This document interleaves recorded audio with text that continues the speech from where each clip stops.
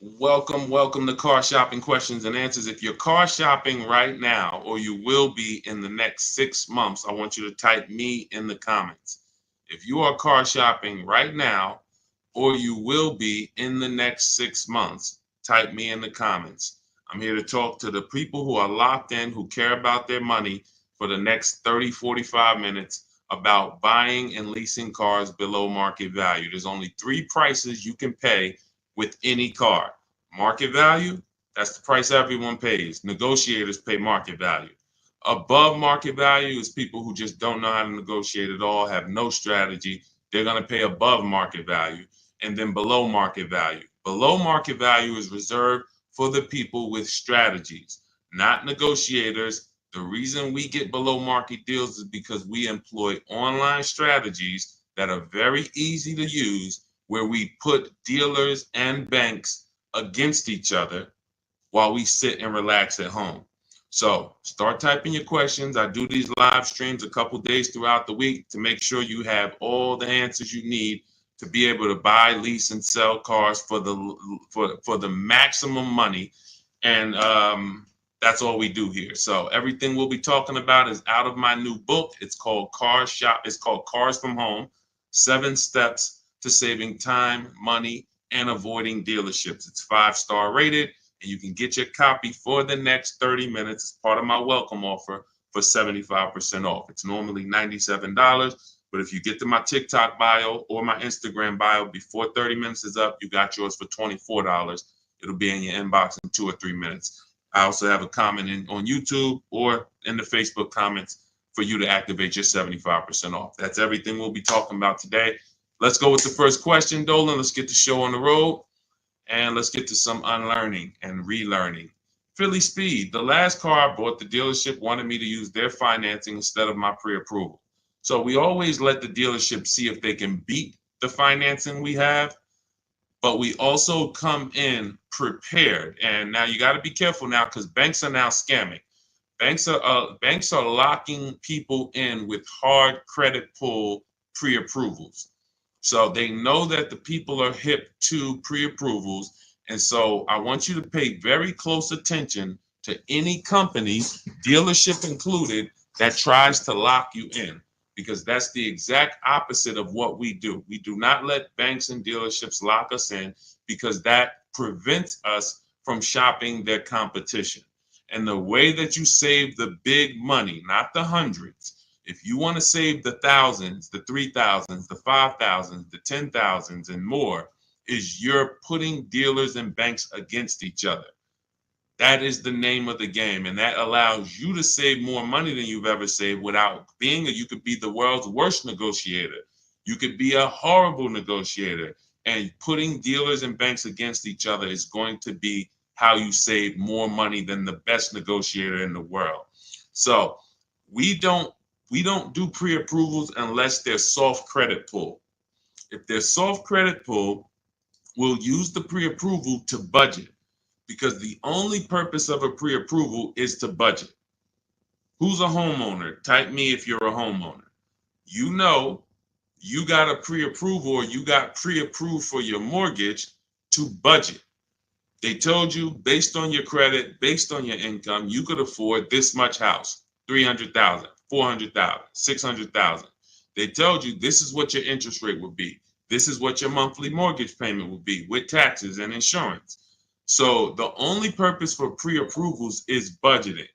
So now, when you don't, the reason why I hate bad pre-approvals, in my book I call them restricted pre-approvals, is because, one, they're going to activate the rate shopping window.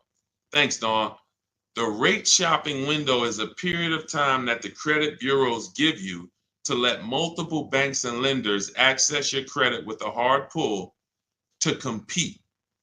So within a 14-day period, you can have 20 banks access your credit, give you their best rate, so that you know you got the best rate because you created competition. Now, once you activate the first hard pull, the clock starts ticking. The clock starts ticking. And when you start, even see, You think this is your bank. It's not your bank. You don't own it. We don't own these banks. These are for-profit companies. Just like somebody said to me the other day at the gym, hey, I went to my car dealer and they told me this. I said, you own a car dealership? He said, oh, no, no, no. I meant the dealership that sold me the car. Okay, use those words wisely because it's not your dealership and it's not your bank. These people would not even want to know you if you weren't giving them money. So now that you actually know the truth and you're aware of what that is, let's start putting these people against each other so you can find out that these people aren't truly your friend. So the way we do it, I have a strategy I call the bank bidding war. This is what the credit bureaus allow. Again, you can Google Experian rate shopping, and you'll see an entire blog post that Experian put together saying how they allow you to rate shop with the hard pull, and at the end of the window, as long as you have multiple lenders within that period of time, not multiple dealers, not dealers running your credit, lenders, independent lenders, banks, credit unions, you're fine. At the end of the window, it's going to weigh on your credit like one hard inquiry. So if one hard inquiry would have lowered your credit score 10 points, 20 hard inquiries are going to lower your credit score the same 10 points because they see you're shopping for your rate. You don't get penalized for being diligent. You get rewarded because they know if you're shopping for your rate, you care about the $2,000 and $3,000 and $5,000 in your loan that you could save by getting the best interest rate. So we do this after we find our car, Philly Speed, because once we find our car, first of all, let me say this one thing. We separate who we buy our car from who we get our loan from. These two different people, because whoever wins the bid gets our loan. Whoever wins the bid gets to sell us a car. It's not the same person. It's not the same companies. What's up, Sheila? Good to see you, Sheila. So this is so once we find the dealer who's going to sell us the car, they win the bid, used car, new car. We now lock that car up with a deposit. Now we come home, we do all our rate shopping online, banks, credit unions, online lenders. I have resources in my book where you have online credit unions. Let all these people compete. Then we call the dealer and we see if they can beat it. This is how we guarantee that we're not paying 7.2% interest when we could have been paying 5.9% interest. We're not paying 6.9 when we could have been paying 5.19.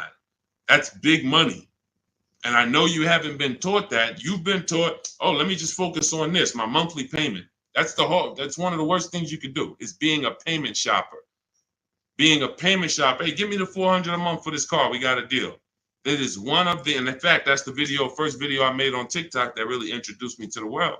Is the worst thing you could do in a car dealership. Just say, get me to this payment, we got a deal. Payments they can manipulate. $400 a month on a loan is 5 years, $20,000 on a regular loan. There could be $30,000 on a lease, $35,000 depending on the car. On a lease, could be $18,000, $15,000 with bad credit. $400 a month. There's so many ways to get this $400 a month. So you don't want to be mixing these things. You want to separate your loan shopping from your car shopping. And it's easy when you're paying cash. Cash buyers don't make these mistakes. Cash buyers still overpay. They don't get, unless they're bidding, but they don't make the mistake of mixing their payments and thinking, wow, just because I got a good monthly payment means I got a good price on the car. Absolutely not. You could have a great monthly payment, but you paid a terrible price for the car. Two totally different things. That's why we separate them. Go ahead, Dolan. I see a lot of questions coming in. Let's go. We'll keep more coming. Let's go. You ever had bad? Okay, let's go to the next question. I don't even know what that means.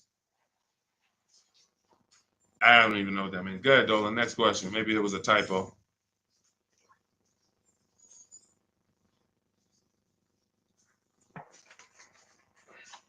Can you please let us know if there's any limits for gap insurance if I'm upside down? It depends on on the coverage. You need to find out the coverage. There are gap insurance policies that I've heard of that didn't cover the entire shortfall. So, for example, if your vehicle is worth $25,000, but you owe $30,000, you're upside down. If your vehicle gets stolen and not found or totaled, you're going to owe money. And I've seen this happen so many times throughout the years because people didn't get gap insurance. They'll literally total their car. And then so now you got a horrible life event that happened. You got into a car accident, and then you get a bill. You get a bill, and people are like, wow, where did I get this bill from? And it's like, your car was only worth 25, but your loan was 30. So if you're driving around in a car that does not have, that's not worth what you owe, but you don't have gap insurance, you're exposed. Something happens to that car, not only are you going to lose the car, you got a bill coming to you. So what I always say is, you got to know when you're upside down. You got to know when to get gap insurance. And you also have to know you don't have to buy it from the dealership. You can call your insurance company, see if they sell it. You can Google insurance companies that sell gap. Usually you can find it for a cheaper price than what the dealership is going to charge. But some of the worst, it's insult to injury. It's not many things like losing your car and then getting a bill on top of that. That's almost as bad as like having a car that's breaking down and then you got to fix something on it, but you still have a car payment. So the car doesn't drive, transmission's out, but you still got to make a payment every month. It's like, those are two of the toughest things. So know when you need gap insurance. Don't skip that. That's not a smart decision at all. But then check the coverage too, because he's asking about coverage. Check how much coverage. Do you have $15,000 of coverage? When you get your gap insurance policy, ask how much is covered if, God forbid, the vehicle is totaled. Go ahead, Dolan. All right. Hey, what's up, MT? I'm in the market to lease my first Mercedes. I'm looking for an S580E. Make sure you get multiple offers. So let me give you an example of somebody who shops for a luxury car, gets multiple offers, and this was an electric BMW. Where's Teddy's deal? Teddy got a $73,000 BMW i4 M50. He said he got 10 offers. Now, we use a process in my book, it's called the 25 to 5. When you're getting a new car or a lease, you're reaching out to new car dealerships. And the reason why the strategy is called the 25 to 5, because we're going to connect with 25 dealers online. Takes us 20 minutes. Using my email scripts, we're going to get 5 offers. So it's 25 connections, 5 offers, 25 to 5. Now, some people you'll see they've gotten more offers using the strategy. In Teddy's case, he said, I received 10 offers. I only used the scripts provided. Closed on a 2024 BMW, $73,000 MSRP, $856 a month. Now, here's what I always say, and Teddy is going to confirm this. When you properly shop multiple offers, you are going to see a wide range. If you shop the right way, your best offer should be $150 to $200 apart, at least that different. So your highest offer should be at least close to $200 apart from your best offer. And sometimes it's even more than that. So in Teddy's case, you can see the dealer's initial offer came at $937 using the counter offer calculator, which I have in my book. You get access to this calculator where we put all our offers in, and then it spits out the counter offers based on the best offer we received. He said I counted at $829. He came back at $856. That's where he closed the deal at.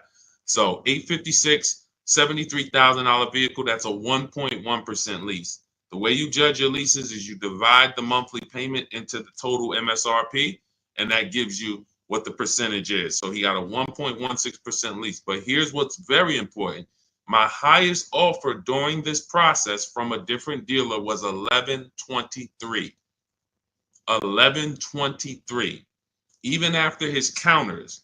So when I tell you that 80% of dealers are overpriced, had he been inside that dealership that was $1,123 trying to negotiate, it would not have mattered how great of a negotiator he was. The $1,123 dealer is not coming down to $856 because the $1,123 dealer is an 80% dealer. They're not going to sell the car if they can't make a certain amount of money. And that's what the 80% do. They'll discount and say that's the best we can do. They're not lying to you, but it's not the best their competition is willing to do. So if you're in a dealership that's an 80% dealer, this is why I said at the beginning of the stream, negotiators lose all the time. Great negotiators who don't use a bidding system lose all the time. I don't care if you're in sales, you say, Deshone, I've been in sales, I negotiate for a living. You lose all the time because there's no way for you to know the bottom of a vehicle. You don't know, is the bottom 7,000 off? Is it 3,000 off? Is it 15,000 off? What's the bottom? And the only way for you to know the bottom is to get multiple offers from multiple dealers and see the one who gives you the best offer.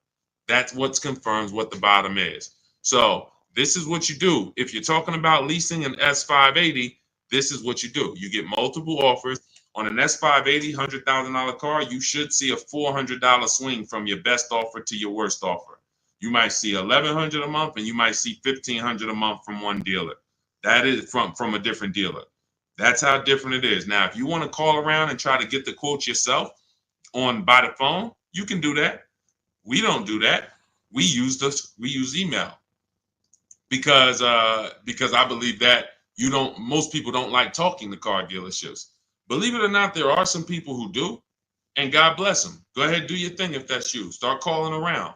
But if you're like, you just want to be able to copy and paste and use emails, that is all in my digital book, Cars from Home, 7 Steps to Saving Time, Money, and Avoiding Dealerships. It's already 5-star rated. Thank you to everybody who's taken the time to write a review about the book. This is one that we got the other day. Marguerite, I started pulling these up. This book is a must if you're thinking of getting a new or used car. So much has changed in the process since I bought my car 40 years ago. Think of it as a workbook. Even though you finish the book, you'll refer back to it several times. This is another one that I snatched. Deshone Auto book, Leave Nothing to Chance, from A to Z. He covers every aspect of car research, acquisition. I use the step-by-step approach from securing financing first to better understanding what I could realistically afford. Researched several vehicles, which led to the certified pre-owned. I reviewed my car specs, model years. See, what he's doing is he's walking you through the process I walked him through. That's what it is. It's a process. So when you get Cars from Home, my digital book, you now have a process for getting below market leases, process for getting below market car deals, a process for selling your lease instead of returning it to dealers and they go and sell your lease and make $2,000, $3,000, $4,000 and you didn't even know you could sell leases.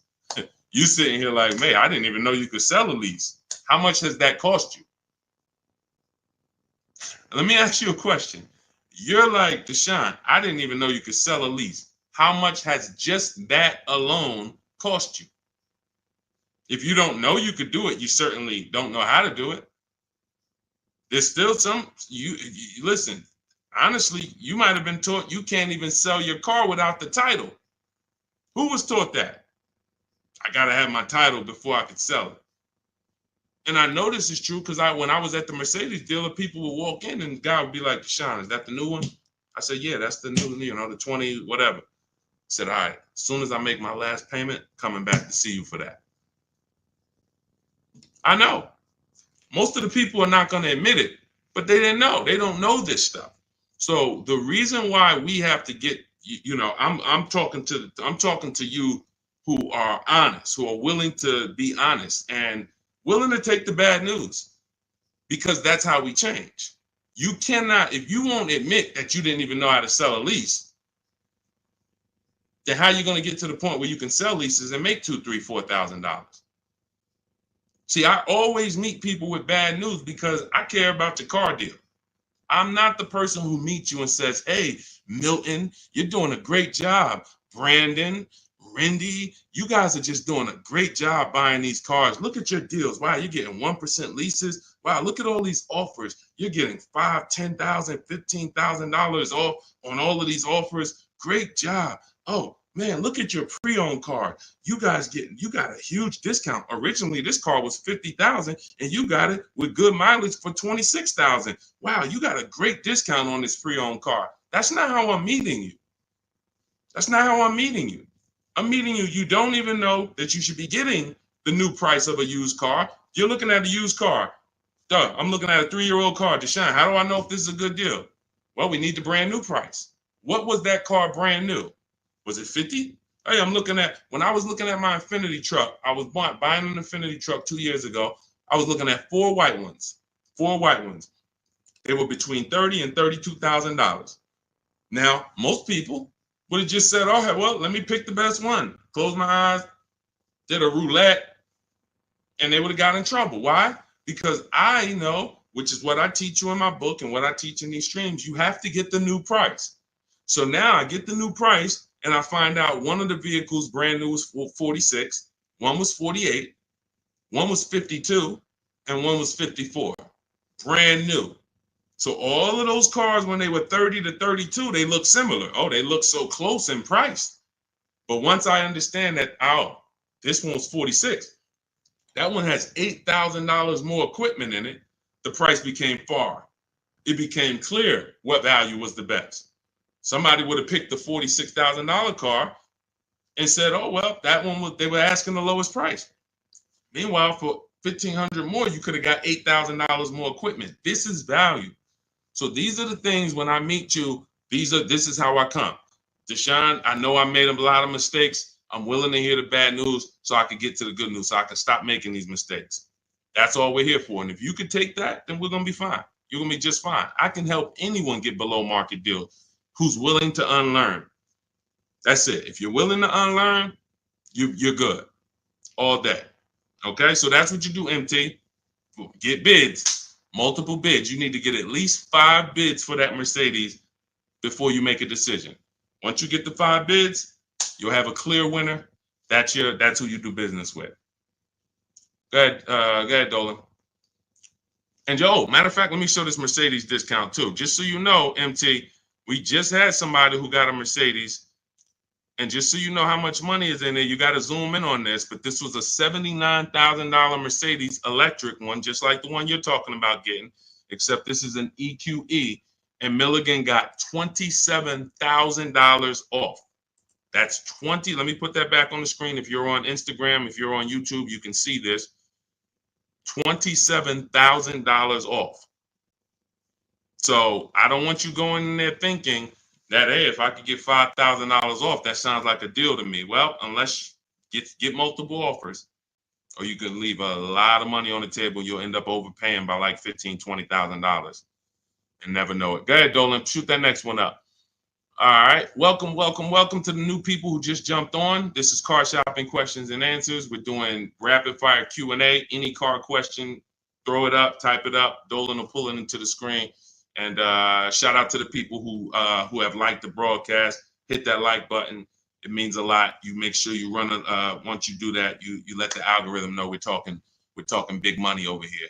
All right, ID Corals. What's the most discount seeing on a RAV4 Premium?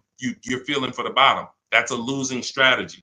So when I look at a vehicle like Tiffany's vehicle, Tiffany, look, she gets a Mazda 2024 CX-90. Her best offer from all of her bids was $6,530 off. At the time last year, Eddie got a Toyota 2023 hybrid Camry. Those were hot. His best offer at the time was $2,086 under MSRP.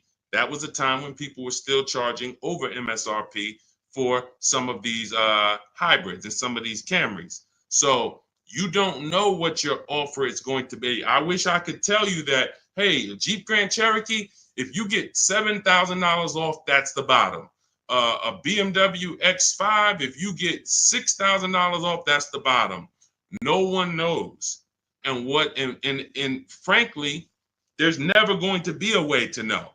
The only way that you possibly could know is if you're in our network and you see people who make a deal. I'll give you an example. If I see Ansley picks up his QX, his Infinity QX 60. I see Ansley, let's see, he picks up his Infinity QX 60, $58,000 vehicle. He gets it for $554, no money down. He leased it. $554, no money down on his lease. That's a under 1% lease, if you're not aware of how leases are judged. Savvy people all know about the 1% rule. So if your lease payment is 1% or less than the MSRP, you stole a vehicle. So this is a 1% lease, no money down. That's the only way we can judge a 1% lease, not with money down. So when I look at the discount on this, he probably got $7,000-8,000 off that Infiniti. He might have got you can't get that type of payment without getting huge amounts off and huge rebates. But he did not know that he was going to get that type of payment on his Infiniti. He did not know that he was going to get that type of payment.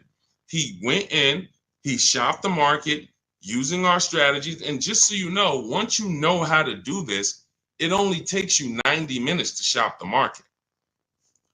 When you see these people, look at Ansley's last sentence. Started the process Saturday, accepted a deal Monday.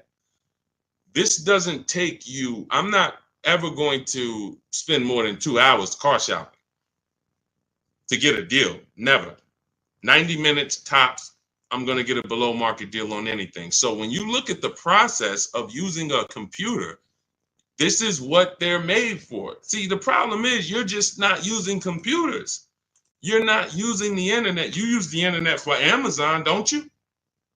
Don't you use the internet to shop competitively from Amazon, to go on websites when you need to buy something big? You're going to the internet. But when you need to buy something like a car, you're going to the dealership, not the internet. When every dealership in America has a website that you could be reaching out to them and making them compete. But no one knows what the below market deal is going to be, Cora. It's just ID corals. There's no way to know. We have people who, you saw Milligan, her below market deal was $27,000. It depends on the vehicle. That was an electric Mercedes. Sean's below market deal on a F-150 Lightning that he got was $20,000 off. Where's his deal? Look, Kimberly, she got a Maserati. That particular Maserati, the below market deal was $20,000 off. But as I said, Sean, $20,000 off. But Tiffany was $6,500 off. So when you see on the Mazda, so it's different for every vehicle. You have to understand that. And there's no way for you guys to know that. Unless you're in our group and then you see somebody get a car that you want and you're like, wow, if he just got 20 and he did that work, then I know the below market deal is 20. Let me go get it. But you still got to send your offers out. But there's no way to know. And when you try to guess, you get in trouble. That's what negotiators do. That's what negotiators do. They'd be like, all right, I feel like I got 7,000 off this. I think I did good. What if you could have got 12? What if you could have got 17? You're not doing good. All right, go ahead, Dolan. Absolutely applies to used cars. Our system in my book, somebody said, does this apply to used cars? Our system in my book is below market used cars, below market leases, and below market new car purchases. We also have the bank bidding war where we make banks and credit unions bid for our business instead of going and begging one bank to give us a loan. So we also sell leases and sell. So we run pretty much an organized bidding system for car buying and leasing. That's what we do. In a nutshell, what separates Cars from Home from any other channel? What separates my teachings from anyone else? We have an organized system for making people bid for our business. We send them through a round robin. That's how we have grandmothers who save more money than the best negotiator. It's just that simple. Rosalie. Rosalie's deal is insane. Look at Rosalie. And I wish some of you, I know some of you have these cars. That's the reason I show all of these different cars, because you might have these cars and you didn't get these prices. So that should be a wake-up call when I show all these cars, Jeep Grand Cherokees, QX50s, Mazda CX90s. Some of you have these vehicles. And you can look at your deal, look at your paperwork, look at your selling price. Look, do you see any rebates included? Look at your price and be like, you'll see, man, I didn't get these prices. She got a 2024 Infiniti QX60, $59,000 vehicle. Look, her payment is $592 a month. It's a $59,000 vehicle. Some of you lease this vehicle, you put down $5,000 and your payment's $500 a month. She put down nothing. So this is below market. I told you at the beginning of the stream, it's 3 prices that you can pay for any car. 3 prices. Market value, that's what negotiators pay. Above market value, that's for people with no strategy pay. Can't negotiate, no strategy. Just please, just get it over with. Tell me what it costs. They're paying above market value. And then below market value. Below market value is reserved for the people who know how to make people bid and compete for their business. Okay. All right, go ahead.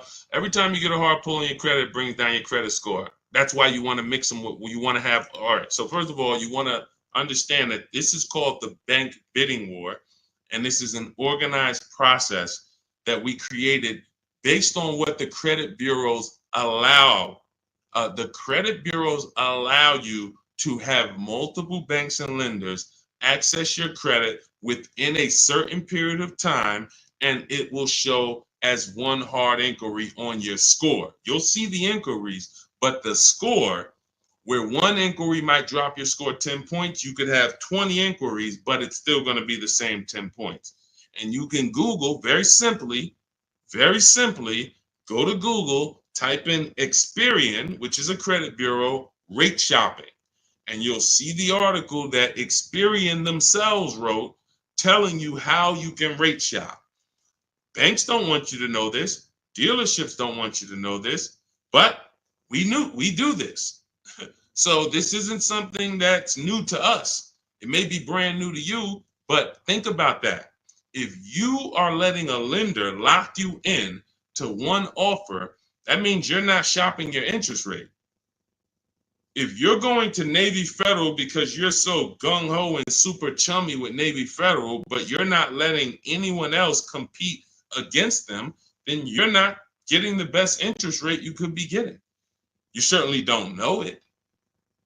You think because, oh, Navy Federal, they're my credit union, they would never charge me a higher interest rate than someone else would. Who said that? Their goal is to make money. So we use a strategy that is allowed by the banks, by the credit union, by the credit bureaus, and most people don't know about it. That's fine. Most people don't know anything about what I'm talking about. So everything that we're talking about here, most people don't know about selling leases. Most people don't know about getting bids for their cars instead of trading. Most people don't know about sitting online and contacting 20 dealers to get a lease quote using online scripts, emailing only to get 5 offers. Most people don't know about anything we're talking about. Leasing, and how leasing saves you way more money than buying unless you keep your cars 8 years. If you keep your cars 8 years, then leasing doesn't save you more than buying. But if you don't keep your cars 8 years, leasing, getting below market lease deals like some of the ones you see that I've shown you, saves you way more, thousands more than buying. Most people don't know any of this. So it's not about that. It's about, will you know it, Dawn?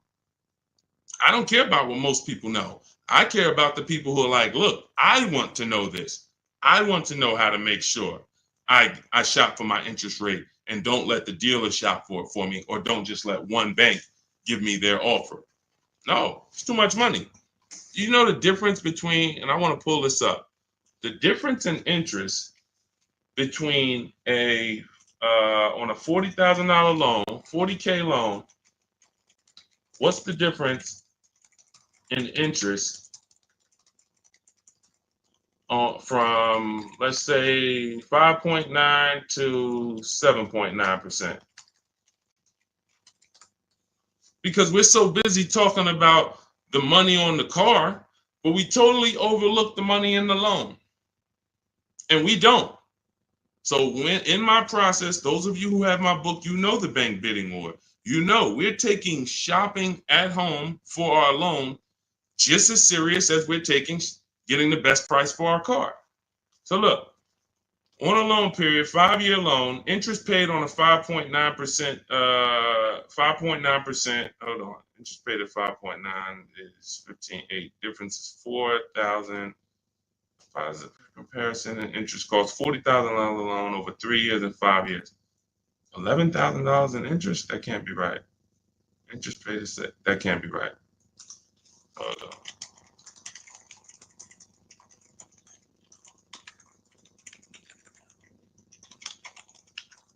$7.9%. How much interest is paid on a 5-year loan? 7.9%. Could be over $15,000. That's impossible. 7.9 is that's impossible. Hold on. Now I gotta figure this out. I know it's a big difference. I know it's thousands different, but on a $40,000 loan, hold on. Wow.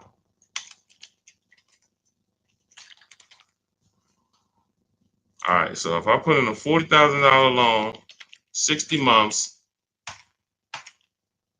7.9% interest, 0 down payment. Forget about sales tax. Let's see, calculate. All right. Principal, interest. Why is it not giving me? Here we go. Total loan interest is $8,500.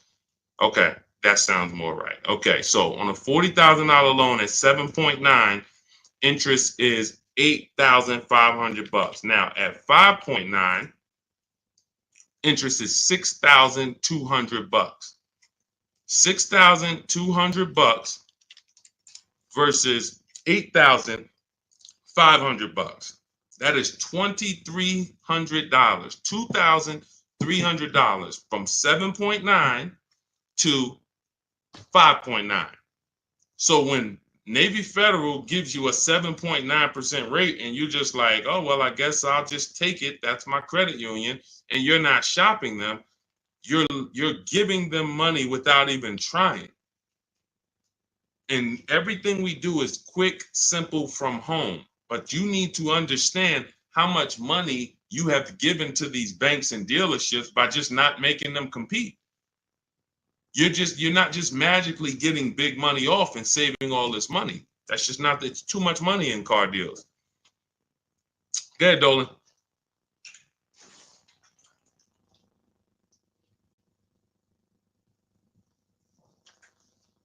See, I see a lot in a lot of these questions. What I'm seeing is people trying to feel for the bottom. You don't want to use competitive strategies. You're not going to get there that way. Michelle, what's a good APR on a 2014 car? First of all, a 10-year-old car, you shouldn't have a loan. In my book, I teach something called the rule of 72 and the 10th birthday. 72 months is the longest loan you want to take on a car. Anything longer than that is like a 50-year mortgage. If you got to take a 50-year mortgage to afford a house, you can't afford the house. So why is the 10th birthday there? Well, that's because we should have the car paid off by the 10th birthday. In true affordability, you can do this.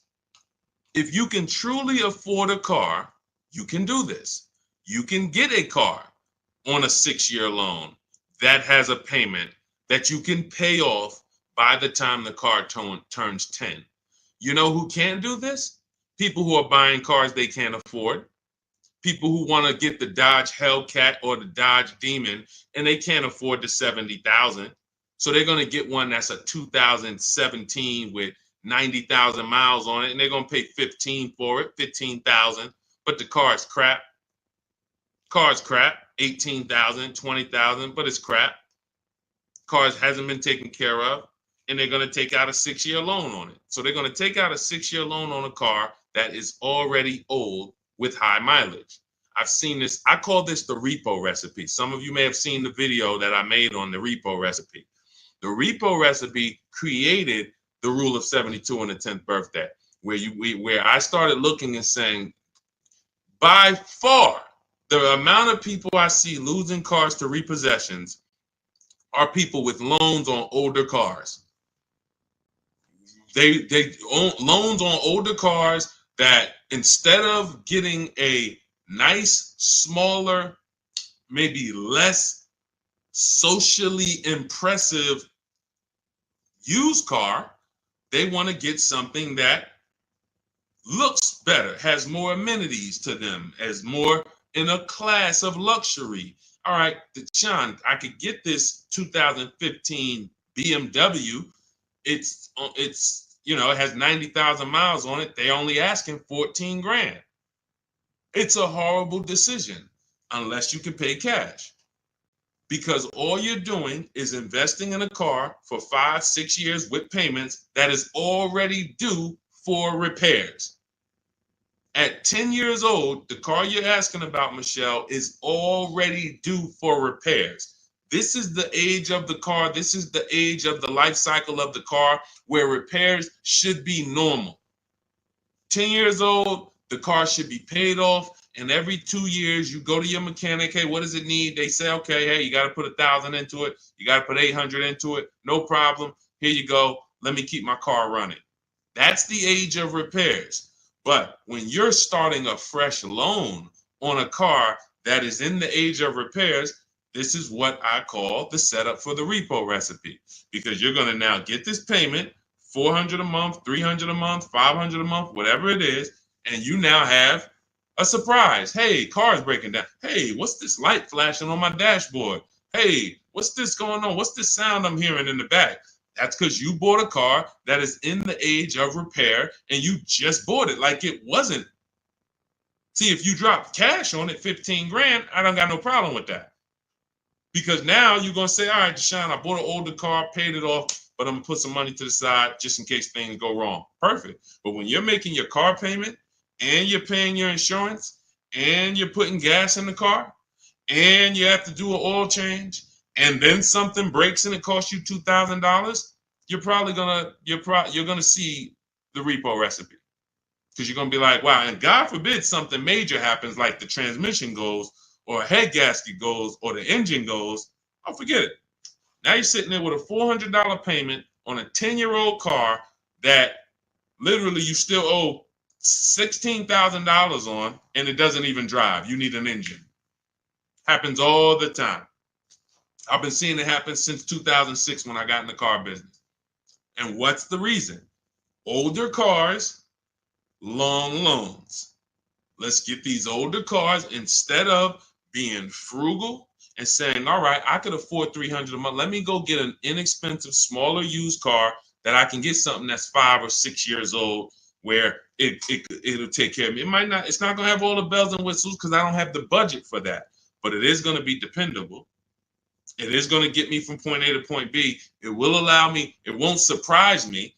I'm not going to come out one day to go to work and the car is broken down on me. Now I'm calling out of work and I got to call a tow truck and all of this stuff you're going to have with this 2014. So these are the things that I speak to my family about, to my friends when I was in the car business. These are the things that I would speak to people about, Michelle. A loan on a 2014 is a horrible idea. I can't even tell you what a good APR would be, but if you had said what's a good APR on a 2020, I can tell you we need to bid that out. We don't know what a good APR is. Is it 5? Is it 4.9? Do they have a special interest rate, 1.9? What's the best we're going to get? We're going to put it through a bank bidding war process, and we'll see. That's it. But a 2014, that's just too old of a car to have a loan on. Go ahead, Dolan.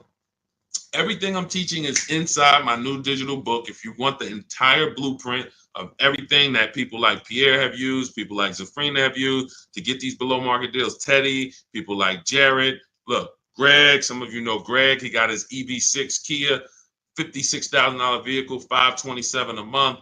Everything that these guys have used and girls have used to get these below market deals is in my new digital book. And you can have it for 75% off. That's my welcome offer, but it's only for 30 minutes. After 30 minutes, it goes back up to $97. So if you want yours for $24, head to my TikTok bio now or my Instagram bio, click the website link there, and then click the button that says 75% off new book. Get there before the timer so you can get your $24 book instead of a $97 book, even though it's worth it at $97. And if you're on YouTube, I have a comment for you, a link for you in the chat, and then I have a link for you guys on Facebook.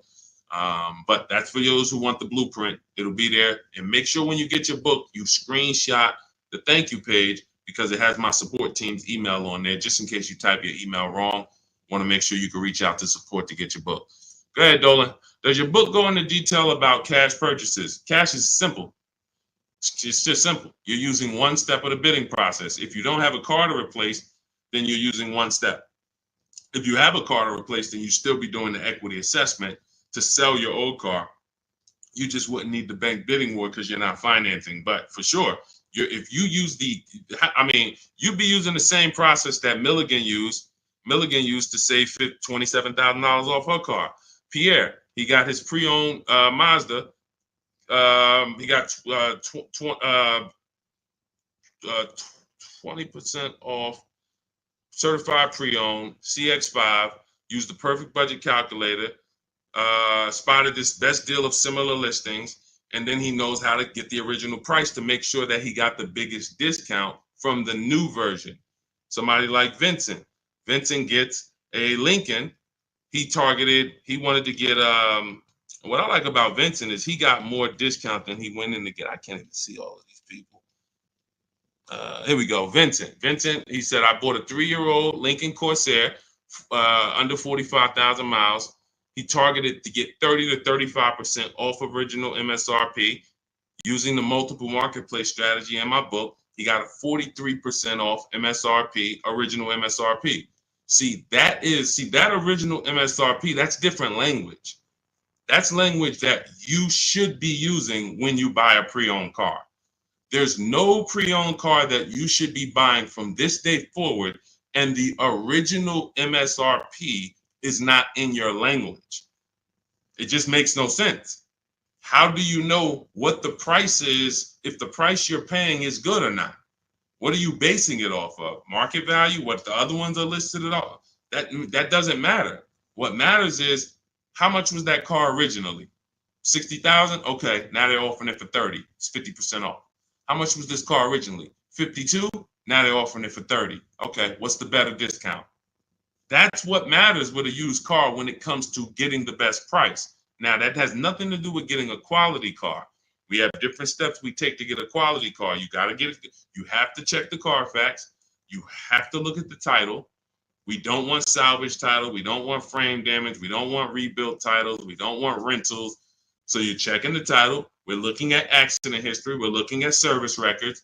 We're checking to make sure that there's no bad data on that vehicle. It doesn't have electric problems, doesn't have software problems. We do all of this in literally 15 minutes. That's our steps for making sure we don't get a bad used car. But when it comes to pricing, you must know the original MSRP or you can't, nothing else matters when it comes to used car pricing. So that's all in my new book. Grab your copy. You'll have the entire blueprint for how we do this. Go ahead, Dolan.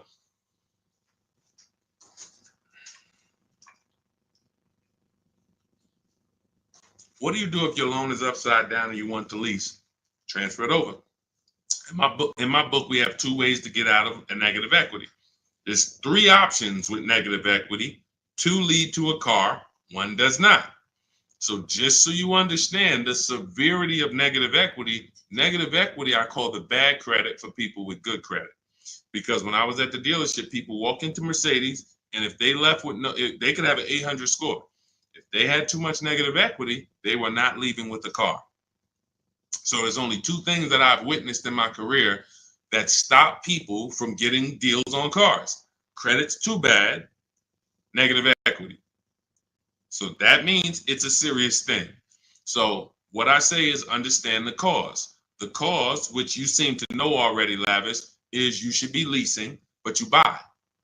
That's why Lavis is asking about going from a negative equity deal to a lease, because the taking out 5-year, 6-year loans is what you do. Then you go and you replace those cars in 2 or 3 or 4 years. You have negative equity.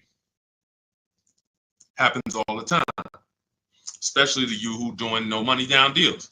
And to those of you who are putting down like 5, 10 grand, you don't have any negative equity, but you're losing that money. You're not getting that money back. You put down 5 grand, 10 grand on a car, then you come to trade it in 5 years, and you come to trade it in 3 years. You're not getting that 5, 10 grand back. You don't because it's just the car depreciates too much.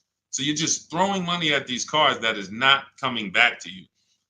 When you are going for a lease now, we have 2 ways that you're going to transfer to a lease from a negative equity deal. We're going to do our equity assessment. You're going to go to CarMax, go on these websites, CarMax, Driveway, Carvana, KBB, Instant Cash Offer, Car Gurus, and AutoNation. Sell my car. 6 offers. So they're going to give you 6 offers on your current car. Now, that is going to be the smallest amount of negative equity that you're going to have, because that's the best offers you're going to get. These are companies that fight every day to buy cars. That's what they do. So they're not lowballing. They're not saying, hey, we'll throw out one number here and then we'll negotiate. Hey, Charlene, good to see you. Good to see you, Michael Singleton. They're not doing that. They're coming in and saying, all right, we're going to put our best offer online. And then when we inspect the car, if there was something that you didn't tell us about the car, if there was something that you left out, we're going to need to deduct that when we inspect it. So they're putting their best offers online right there. And so that means that's going to be your lowest amount of negative equity, because you're getting the most for your car if you sell to one of them. So let's say your highest offer comes from a Car Guru's dealer who wants to buy your car for $19,000. Let's say you owe 21. You owe 21, they want to buy it for 19. Hey, Steve Long, what's going on? Good to see you. What should you do? You should pay the difference, because when you pay the difference, you're closing the deal with the least amount of negative equity. That's what you want. You're closing the deal with the least amount of negative equity. And so when you go buy your car, your next car, or lease your next car, rather, in your case, negative equity has nothing to do with the deal. So that's what you would prefer to do. Pay the difference and then go out and get bids for your lease and then do a clean deal. But now let's say, they offer you 19 and you owe 29. So you are now $10,000 upside down. You can't pay the difference. I don't have 10 grand to pay the difference. Okay. Now what you have to do is you have to transfer that negative equity to your next deal, which means you have to trade your car in. And we don't trade. We don't like trading because you can't get bids. What's up, Dion? Good to see you. You can't get bids. The reason why when y'all hear me say trading is a curse word is because you don't get the money your car is worth trading it. You don't get the money anything is worth trading it. So now you've bought this car, you found this deal, but now you have to go to the dealer and say, all right, I need you to take a look at my car. Now, what happens if Carvana offered you 19, but this dealer can only pay 17? It's just all they can pay. They can't match that offer. So you're going to have more negative equity in most cases when you have to do this. So, but that's okay. If you can't pay the difference, this is your only option. Now, it's very important for those of you who are trying to do negative equity trades and then go into a lease that you understand loan to value ratios, because that's what's stopping you from getting your deals. When you go to buy a car, the bank usually gives you 20% above the value of the car. That's the max the bank is going to really give a person with good credit. Sometimes a little more, but we'll use that it could go to 25%. Ridiculous banks will go to 30%, but 20% is really benchmark. So if the car you're buying is 40, the bank is going to lend you max 48,000. That's 20%. So no dealer, no bank. What's up, Benito? Nobody can get $50,000 approved on that $40,000 car. So when you buy your car, you're trying to buy the car, put the taxes in, put the fees in, and then throw the negative equity in. So the car was 40. Next thing you know, you're at 52, and you want to do a no money down deal. And you're wondering why you can't do a no money down deal, because the bank is saying we're not going to lend 52 on a $40,000 car. That's when they come to you and they'll say, hey, you got to put money down. Can you come up with $5 grand? Because we can't get the bank to approve it. It's loan to value. Now, also, what you need to keep in mind is when you can get big discounts off the vehicles, you can actually bring over more negative equity. When you look at Sean saved 20 grand off his vehicle. If he had to throw 7 grand negative equity on there, he could do it. If you had to throw it, honestly, he got a $20,000 discount. If he had to throw 20 grand of negative equity on here, he could do it. Payment's going to be high, but he could do it. It wouldn't affect the loan to value ratios because he got a huge discount off the vehicle. We talked about Tiffany. She got $6,500 off of her vehicle, her Mazda CX-90. If she wanted to slap $7,000 of negative equity on top of this deal, she could do it because she got a big discount. And the bank says, well, we're basing the loan off 44, not the fact you bought it for 36, 38. You got a big discount, but that we don't care about that. We're looking at 44 and we'll lend up to 51 or whatever. So if she gets $7,000 off and she wants to throw $7,000 negative equity, the bank's going to say that's fine, no problem. So it has a lot. It has a lot to do with how much negative equity you have, and also what is the vehicle you're getting and how much discount did you get off that vehicle. That's what matters. So make sure you understand what's causing negative equity, which is for you. So because, like I said, Lavish seems to understand she's going into a lease, but the cause for negative equity is buying cars when you should be leasing. Very simple. Yeah, Bella, that's a $7,500 rebate, and that's not the only thing you should be thinking about. Like you want to look at what discount can you get in addition to the $7,500 rebate. That's how we have people that are saving, $15,000, $10,000, $20,000. They're getting the rebates for the electric vehicles, but they're also getting huge discounts from the dealers that are winning the bid. Go ahead, Dolan, shoot the next one out. Okay, all of this is in my new digital book. It's called Cars from Home, 7 Steps to Saving Time, Money, and Avoiding Dealerships. This is the blueprint. This is 14 years of car business experience with Mercedes, with General Motors, and running my own brokerage and teaching thousands of people online how to get these below market deals and using a system.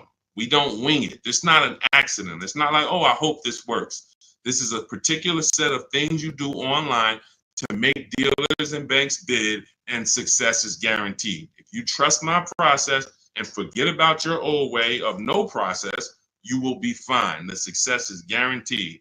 So as part of my welcome offer, you can get the book for 75% off. It's normally $97 because it's worth every penny. I didn't want to price the book like it was a regular book because it's not.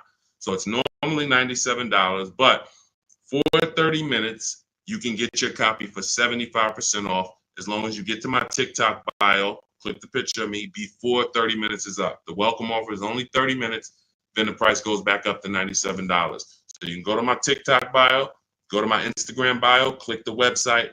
You can go to the comment section on YouTube or the comment section on Facebook. Click the link and get your 75% off. But make sure when you get your book, you screenshot the thank you page, because it has the link right there to open the book. And then I also email you a copy, but sometimes you'll type your email in incorrectly and we can't email it. So you'll have my support team's email just in case. Is Capital One a good option to finance a car? We get bids. We spent a lot of time. You must have just jumped on, Jen. We get bids. There is no bank that is giving you the lowest rate. If a bank always gave you the lowest rate, they would be out of business. So when we consider what lenders, why do you think there's people in the money business? There are people in the money business. They don't care if you buy a car. I see you, Genome Hamilton. We'll get to you. Get that question from Genome on Facebook, Dolan, next.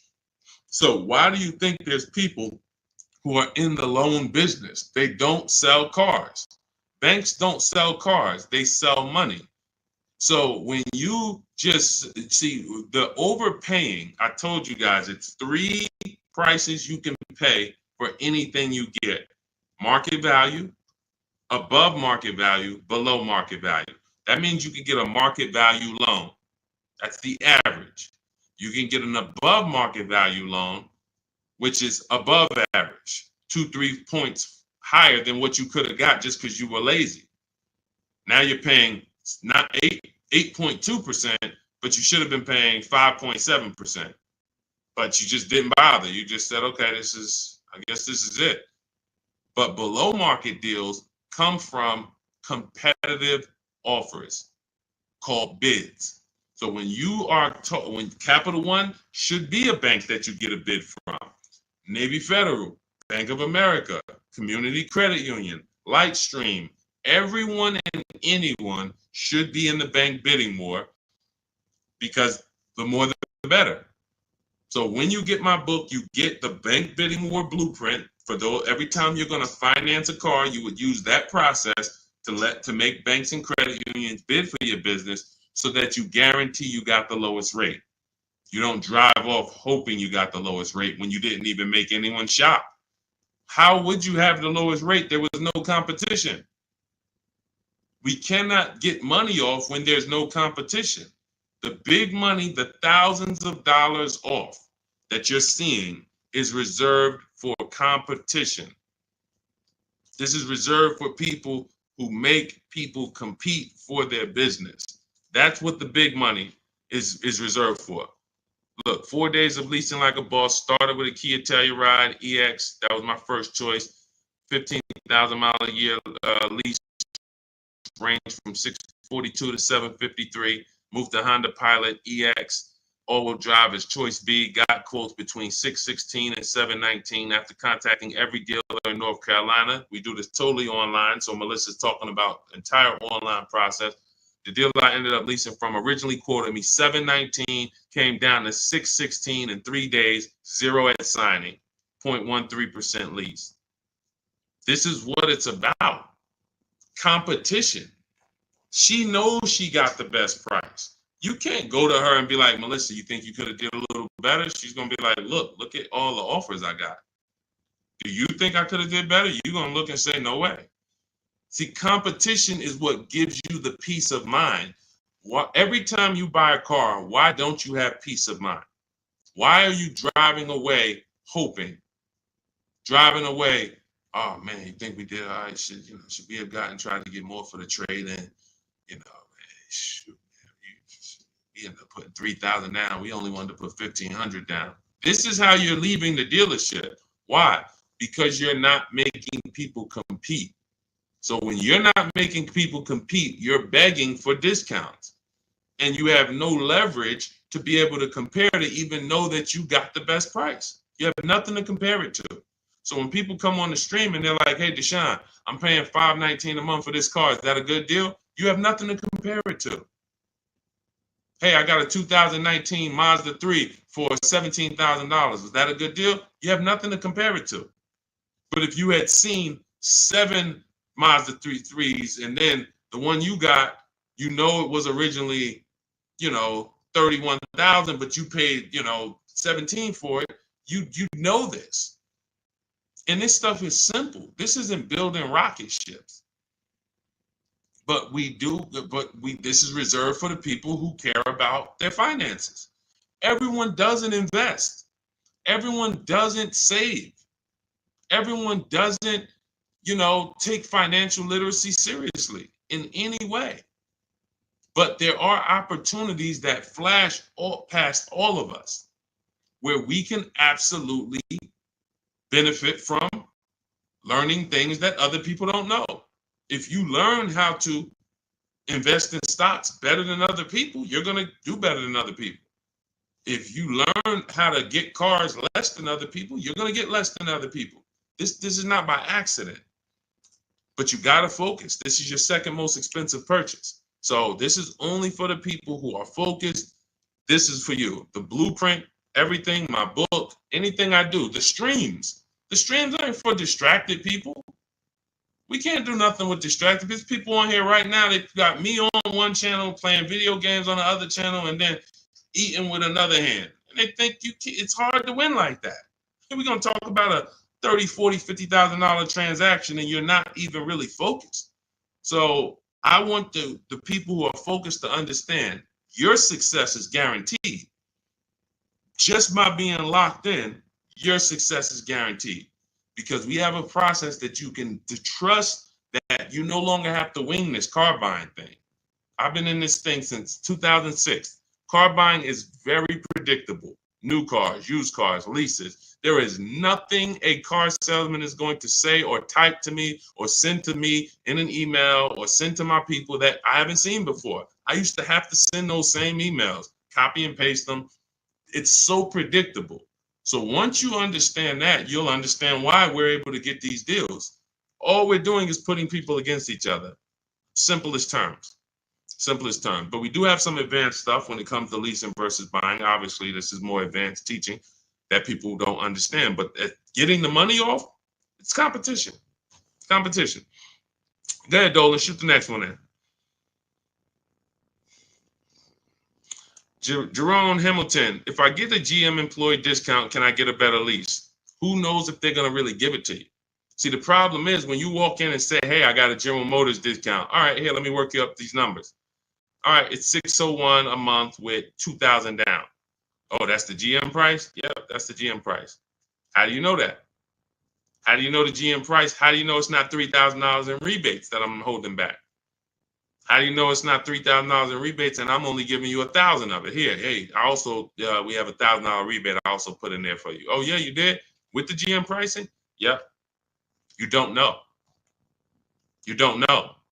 So no matter whether we get X plan, GM deal, Mercedes fleet, does not matter. Multiple offers, because when you get multiple offers, what you're going to see is that some people are not going to give you the GM discount.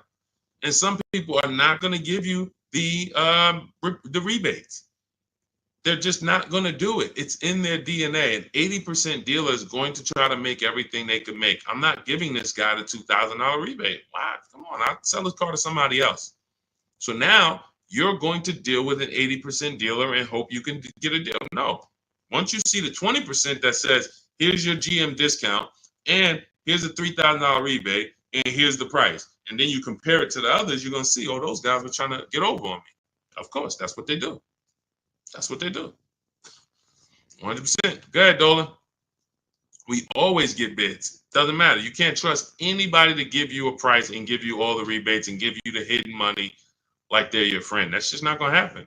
If they rather make the $5,000 themselves, why am I volunteering money that you're not even asking for? You came in and you asked for a GM discount. I'm giving that to you, maybe.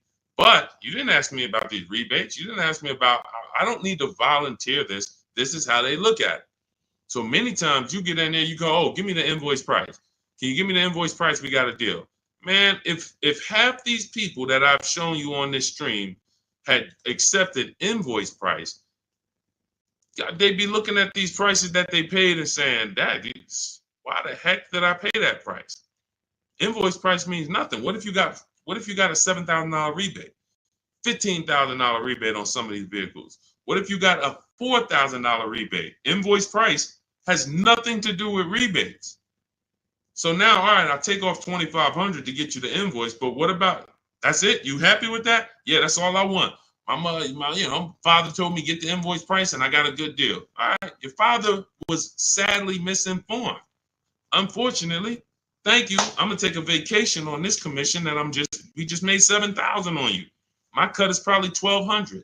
I got a nice pay. Thank you. Thanks to your dad too. It's a good guy. Good guy. Keep following his advice. This is how it goes. Unfortunately, these people are not your friends.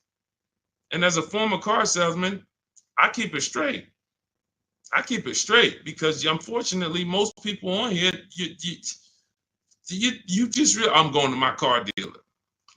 These people are not your friends. You invite Charlie over to barbecues. Charlie is my friend. He's been selling me cars for 20 years. Sold my dad cars. Once you start making him compete, next time you buy a car, lease a car, say, hey, Charlie, look, I'm going to get a number from you, but I'm also going to get numbers from a couple other dealers. Hey, what you mean? Watch Charlie get mad. Watch Charlie get mad. What you mean? What, you don't trust me? I've been doing business with you for 20, 30 years. Yeah, but I want you to actually, I just want to, this guy Deshone told me I need to shop around, always make sure, because it's a lot of money I could be leaving on the table. Oh, man, come on, man. See, that's a person that never wanted to compete. He would rather come to your barbecues, be friends with you so that you don't make him compete. Because the minute you start making dealers compete, you're going to see how much money you've been losing. That's the only way. It's the only way. You start making these dealers compete, you're going to see, dang, I've been overpaying. Some people right now getting phone calls right now. Hey, come on in. We're going to upgrade your lease. Good news. We're going to keep your payment around the same price. Who's getting these phone calls? Who's getting these phone calls? Good news. I can get you out of your lease right now and get you into a new lease about the same payment. Who's getting those phone calls? Who's getting those phone calls? I ain't been on since 5 a.m., KD. Chill out, bro. Chill out. Who's getting those phone calls? Right? Hey, come on in. I could get good news. I could get you in the brand new 2025. You don't even have to you don't even have to put no money down. Come on in, right? All of that, right? Everybody's getting those calls. Why? Because 2022 and 2021, they overcharged you and your payment is so high, even though deals are a whole lot better. They were better back then, but they put you in a high deal back then. Now what they're trying to do is keep you in that high deal, hoping you're used to it. And they want you to think that's normal. They want you to think, hey, Mr. Hayes, yes, you've been paying $750 a month since 2022. Good news. The market is all bad. The market's bad, right? Oh, yeah, I'm hearing that. Thank you. Thank you. I'm glad you're aware. Now, see, you say stuff, you don't even realize you say stuff that helps them make more money. That's why we don't talk in my system. There's no talking. But when you say, a lot of my friends been saying, man, these prices been high. I don't even know if they ever gonna come down. Yes, thank you. You're right. You're so right. We say the same thing in here every day, Mr. Hayes. But the good news is this. I can actually get you in a new vehicle and keep your payment around the same price as your old 2022. Oh, yeah, you can do that? Yeah. Man, well, I really like to come down. Yeah, but listen, things have not, interest rates are high, right? Have you been following interest rates? Yeah, I have been seeing that they're high and they've been high for a minute. Yeah, so that's all affecting the prices we can offer now. But, normally your price will go up by about $120. Normally you go into the 2025, but, I see you bought a car in the past and I was able to pull some strings, work with my manager, and we can get you on a new one, keep your price around the same. Okay, all right. When can I see it? Come on down. When can it come down? That price should be dropping from $750 to like $520 because the market is entirely different. There's been great deals out here since the daggone pandemic. It's been great deals. During the pandemic, we helped Bonita. Bonita got her Telluride. She got it for $600 a month during the pandemic. That's why I always show her deals. $600 a month. People are leasing these for $800 a month, $900 a month during the pandemic. This was 2022 when people were leaving out of the dealerships with axes in their heads. Couldn't believe how high they were paying. She believed $600 a month, her dream vehicle. So these deals have been out here. Look, Greg made this deal. Look, we've been making deals, below market deals. Look at Danielle. $44,000 vehicle, $550 a month, no money down. Charles, Palisade, $48,000 vehicle, $597 a month. Hyundai Palisade, top 5 SUVs in the market the last 3 years. So the people who tell you there's no deals, they don't know how to get them. So yes, when you go into, when you don't have strategy, I told y'all, I've said it, I think 3 times, maybe 4 on this stream. There's only 3 prices you can pay. Market value, that's what all the negotiators are going to pay. They think they did well. All they did is pay the average price of a negotiator. Now you got above market value. That's for the people who can't negotiate. You don't like negotiating. You're not good at it. You just close your eyes and hope that it works out for you. You're paying above market value. And then below market value, which is what you see these people pay because they're not negotiators. They make people bid. And when you make people bid, You don't have to be a negotiator. If someone comes in to fix, you want to get your kitchen redone, and they tell you, okay, it's going to be $50,000. Yeah, hey, is that your best price? All right, yeah, all right, because I'm going to have 3 or 4 other people come in and get a number too. Okay, well, I might be able to get you from like 50 down to like 45. Okay, it's all right. I'm going to have another person come. Another person says, I could do it for 41. Another person says, I could do it for 60. Okay, another person, I could do it for 42. Now you're creating competition, and all of them you tell, hey, I'm getting multiple bids, and they're going to give you their best offer. Doesn't mean they're going to win, but when they know you are getting other prices, they're going to give you their best offer. And that's what I tell you. When people say that's our best offer, Mr. Nunn, that's my best offer, Mr. Henderson, they're not lying to you. That's their best offer. They're not going any lower because they want to make a lot of money. Look, man, I'm making $6,000 on this car. If I can't make it, I'll sell it to someone else. I'll sell it to someone else. I don't need to sell. That's how the 80% of dealers think. You expect the incentive to get a lot better the next few months, especially Ram. What are the incentives now? Unless you can tell me that you shop multiple dealers for Rams and you can show me 5 different offers you've gotten on a Ram, you don't know what the incentives are now. How can we wonder if stuff's going to be better? What are you comparing it to? You went into one dealer, Dodge dealer, hey, how much is this Ram? They told you and you're like, oh, well, that's expensive. 80% dealer. 80% dealer. And again, the only way for you to see how much you've been overpaying is to start using these strategies that we teach for multiple offers. And I know, sometimes it's hard to face that. Sometimes you would rather not see how much you've been losing. And that's understandable. It doesn't make financial sense, but it's an emotional decision that's understandable.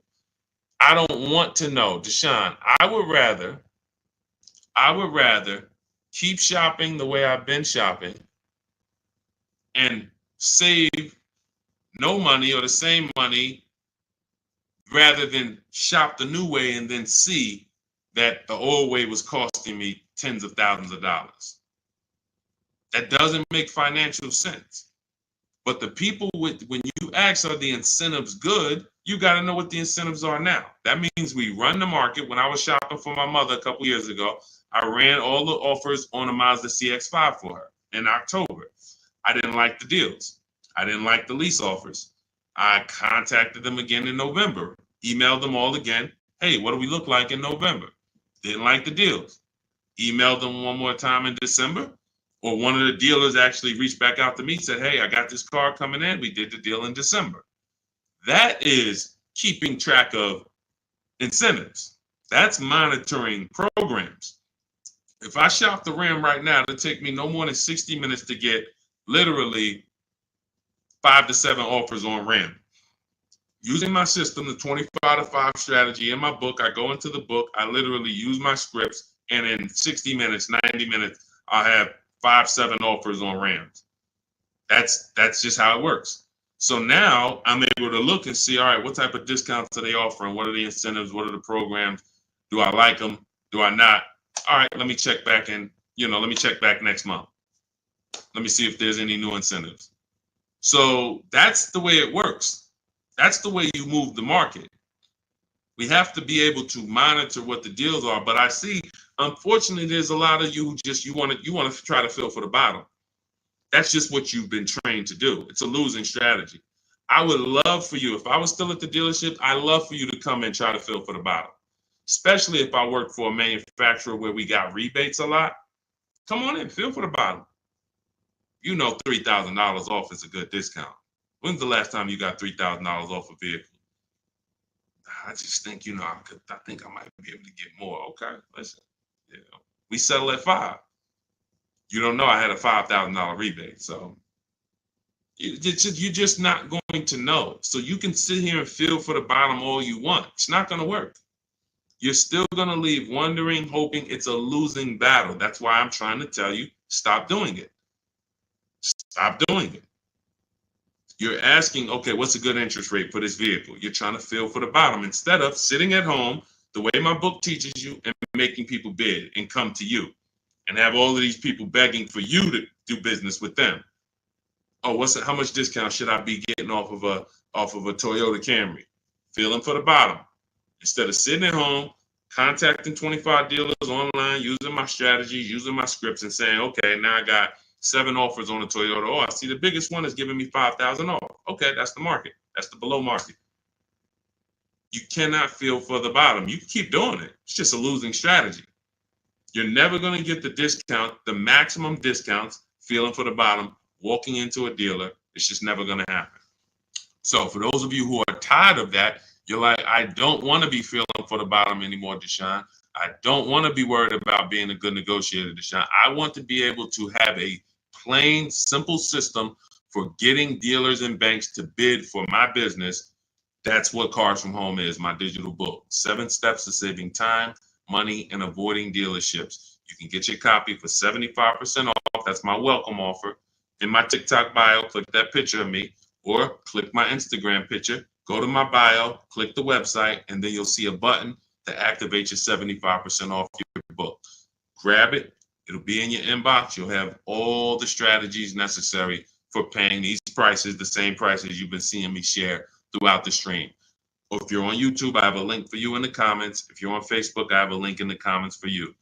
Grab your book, use it, and shop empowered. The old days are over. The days of going into dealerships, over. Spending more than 30 minutes in a dealership, over. You'll never do that again. Begging for discounts, over. Not knowing what to say, hoping, oh man, they told me don't tell them I had a trade. All of this garbage that they've been trying to, none of this stuff works because you're not employing competition. So all of those days of that's over. Watching social media videos, all right, man, let me try to remember this. All of that is over because we have the blueprint. It's already 5-star rated. You can Google it. Thank you to everybody who's reviewed the book on Goodreads. We appreciate you. We couldn't get to this many reviews and a 5-star rating without you guys taking the time to rate the book and review it. But grab your copy. As long as you get there before the 30 minutes is up, that welcome offer is only good for 30 minutes. After that, the book does go back up to $97, which is still a great price. But $24 is better than $97. So get there before the 30 minutes is up. TikTok bio, Instagram bio, YouTube comments, Facebook comments. Use the book and go win. All right? Unlearn everything you've been taught. That's the key. Leave everything you've been taught at the door. Trust this process. Success is guaranteed. All right? God bless you. I'll see you on the next stream.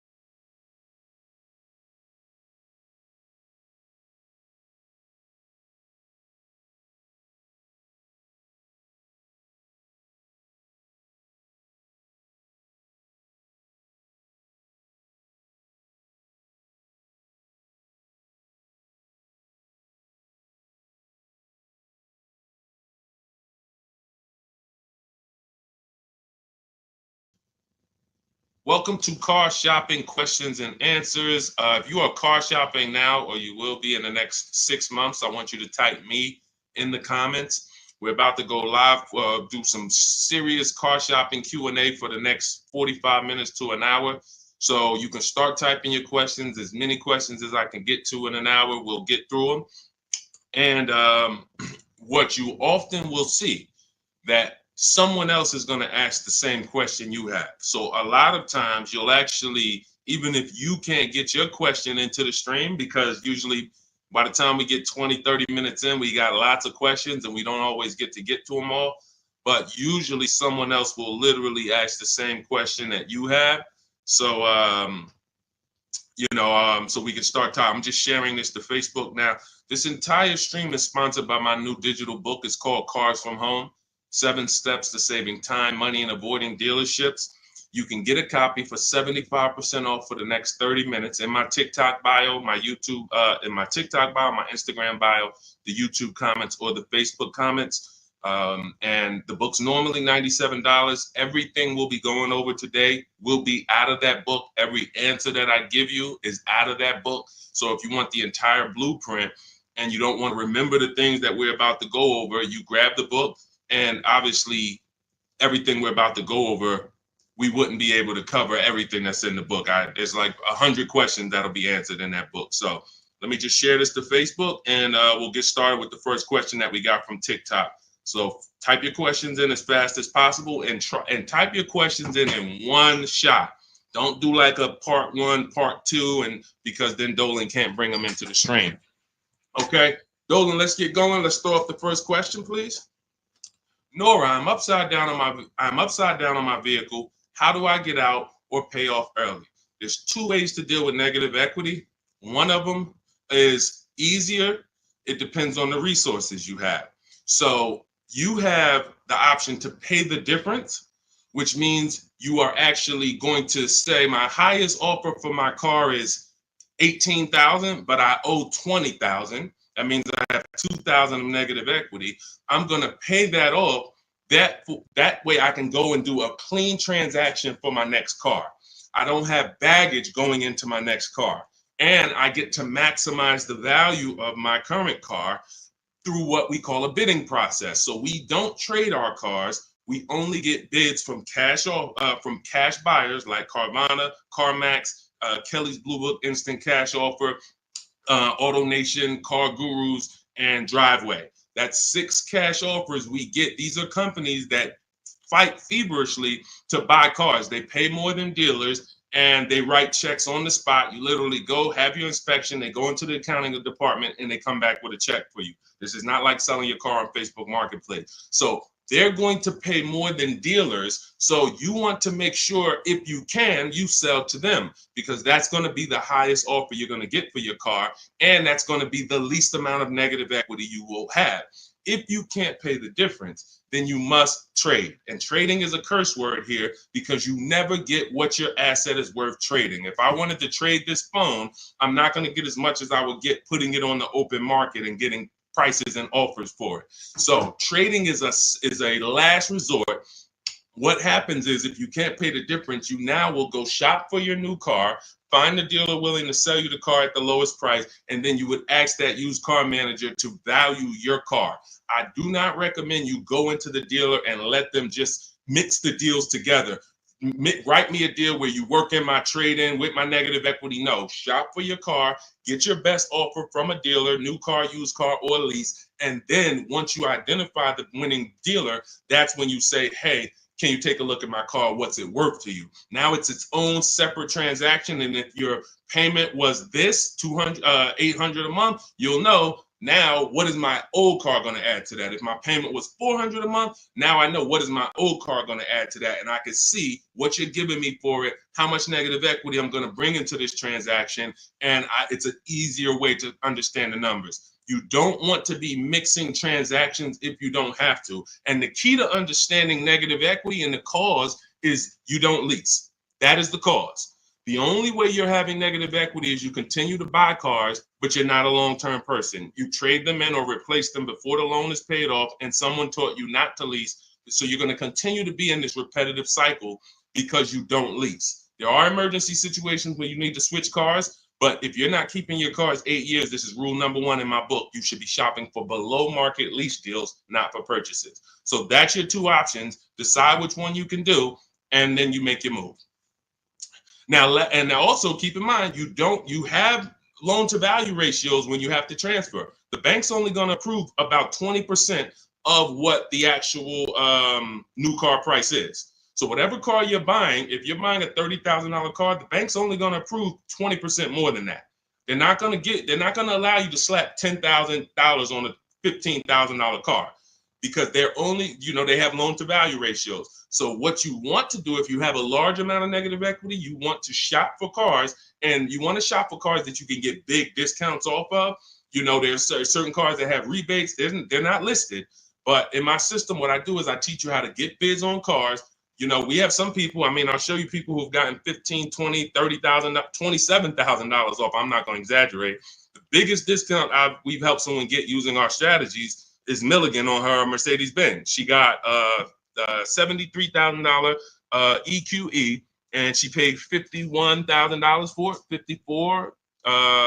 It's $27,000 off. I got it up here. So if she had, let's just say she had 15,000 in negative equity, it's no problem. She's not going to blow out the loan to value ratios because she got a huge discount off the new price. So it's going to fall within the bank's parameters. But I hate negative equity. I call it the devil to your car deals. I call it the bad credit for people with good credit. So it's important that when you get out of it, you know what the cause is, because if you don't know the cause, you'll be in negative equity again in 3 years. Most of you who have negative equity, you should be moving from a purchase into a shopping for below market lease, and stop tying up your money in these cars, and you'll never have negative equity again. 8 long-term people who keep their cars 8+ years, you never have negative equity. See, that's, you know, there's a reason for that. I'm keeping my car, I'm paying it off, I'm beating depreciation, I'm getting all the money out of my car. Short-term people should not be buying their cars. Go ahead, Dolan.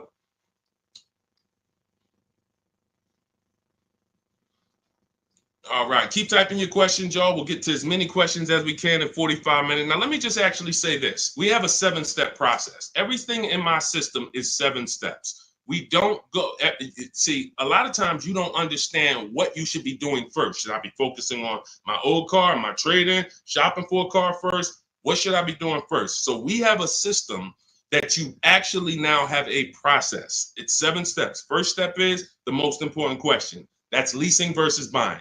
How are you going to beat depreciation? Because you're about to buy a depreciating asset. If you buy a depreciating asset with no plan to address or beat the depreciation, you are going to lose like everyone else loses. So we need to see, am I going to beat depreciation with a long-term purchase, or am I going to beat depreciation with a below market lease? Long-term purchase, I got to tie up my money. My money's going to be in the car 3 years, 5 years, 6 years, but over time, the depreciation is going to cool off. I'm going to have a vehicle that doesn't depreciate much. Who has a vehicle that they've had for more than 10 years? Type the number of years you've had it in the comments. If you had a vehicle for 10 years, type 10, 12, even if you had it for more than 8. Let's go 8 because it's called the 8-year rule. If you've had it for more than 8, type the number of years that you've had your vehicle in the comments. Let's see how many long-term people we truly have, because not a lot of people are long-term. Like every time I ask this question, we don't get a lot of people that's like, yeah, 8 years, 10 years, 12 years, 15 years. Look, we don't have many people that can say they even have a car on here that they've had for more than 10 years, more than 8 years. But you're tying up all this money in these cars, and then you're going and you're replacing them in 5 years and 6 years. And look, Sharon, 14 years. God bless you, Sharon. That's a long-term person. Look, Ray Johnson, 9 years. That's a long-term person. So they don't have to worry about depreciation. Their car right now is worth the same amount it'll be worth about a year from now.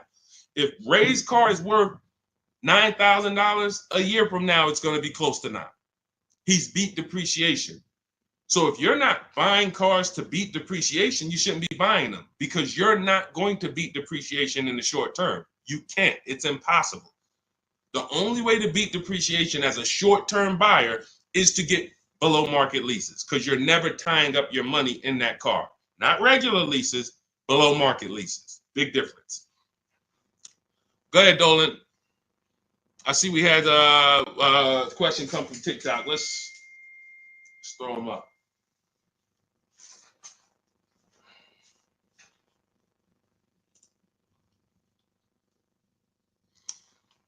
Okay, what about a fun car? I'm planning to keep my brand new car for 5 years. My previous car was a lease and traded in since I had positive equity.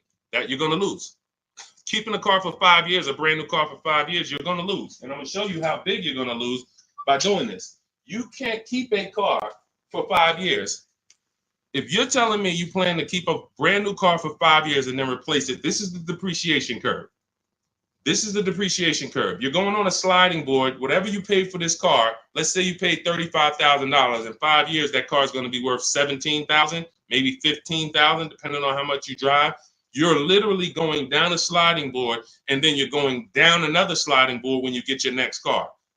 You're wrapping up money in these cars. Now, when we look at somebody like Ray, who kept his car for 9 years, his depreciation curve doesn't look like yours. It looks like this.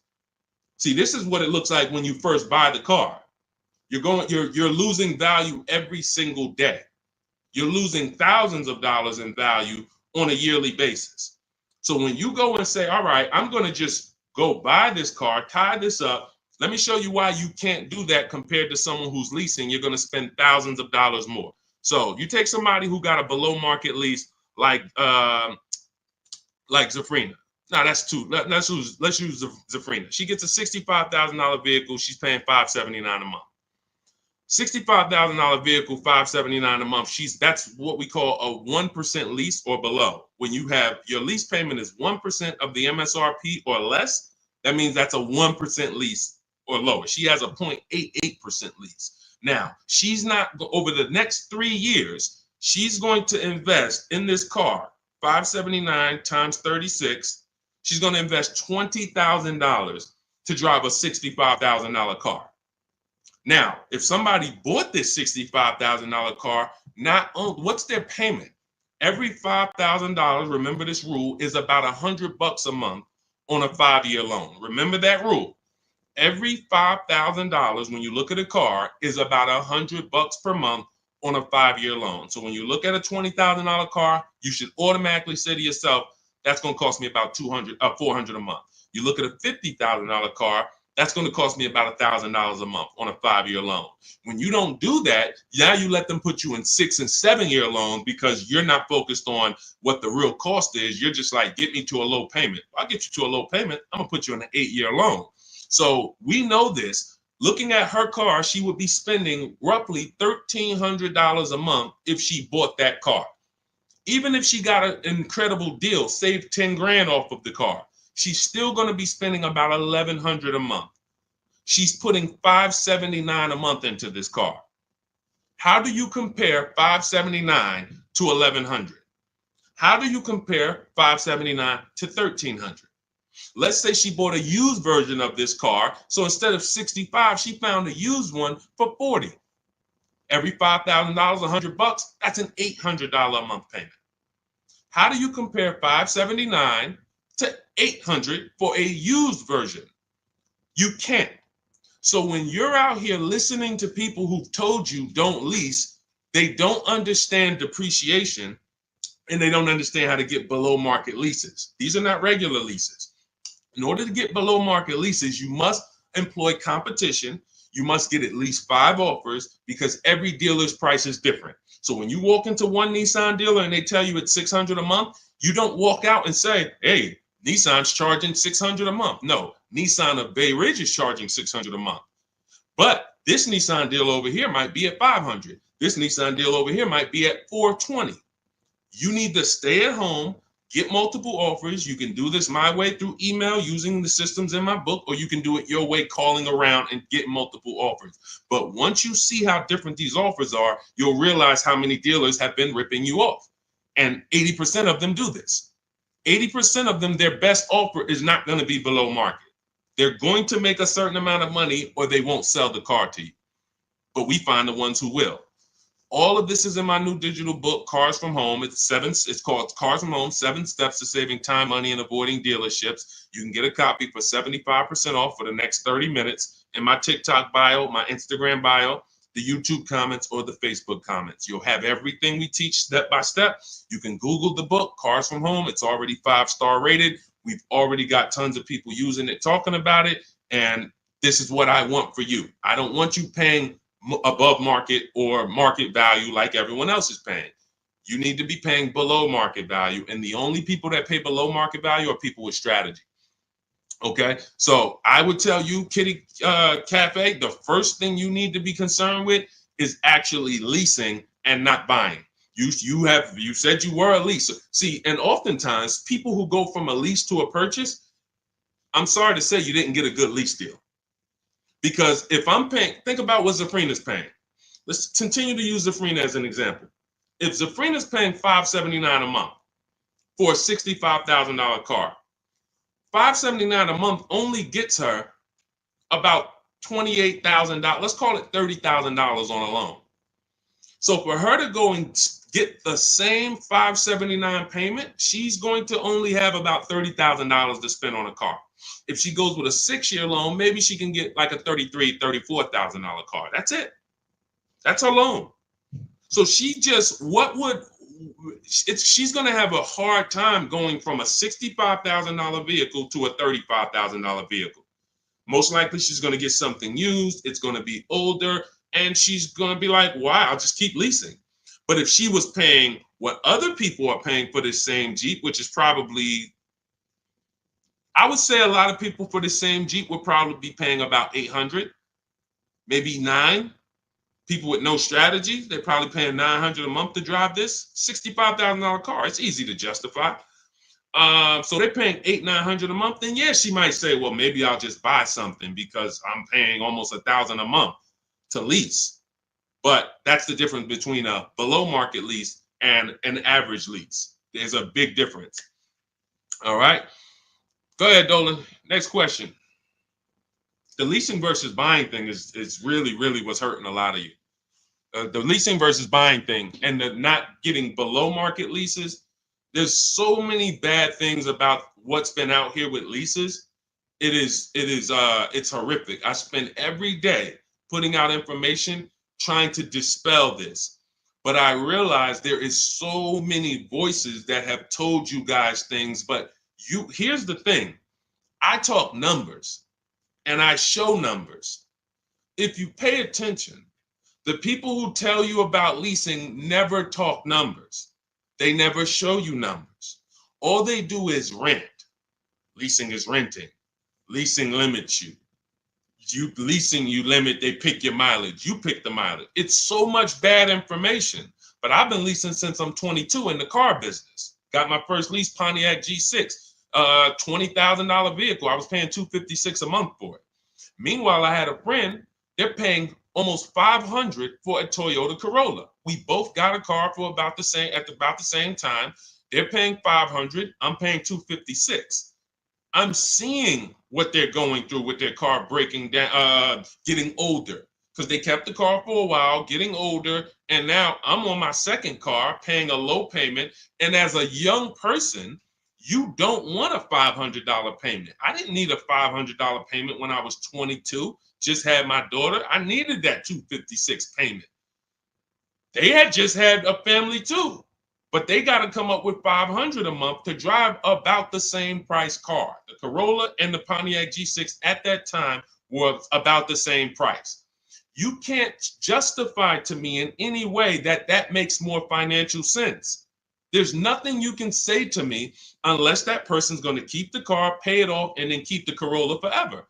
If you're going to keep the Corolla for 10 years and then you pass it down to your daughter or your son at their first car and now you just got an extra car, that's a different story. You shouldn't be leasing if you're that person.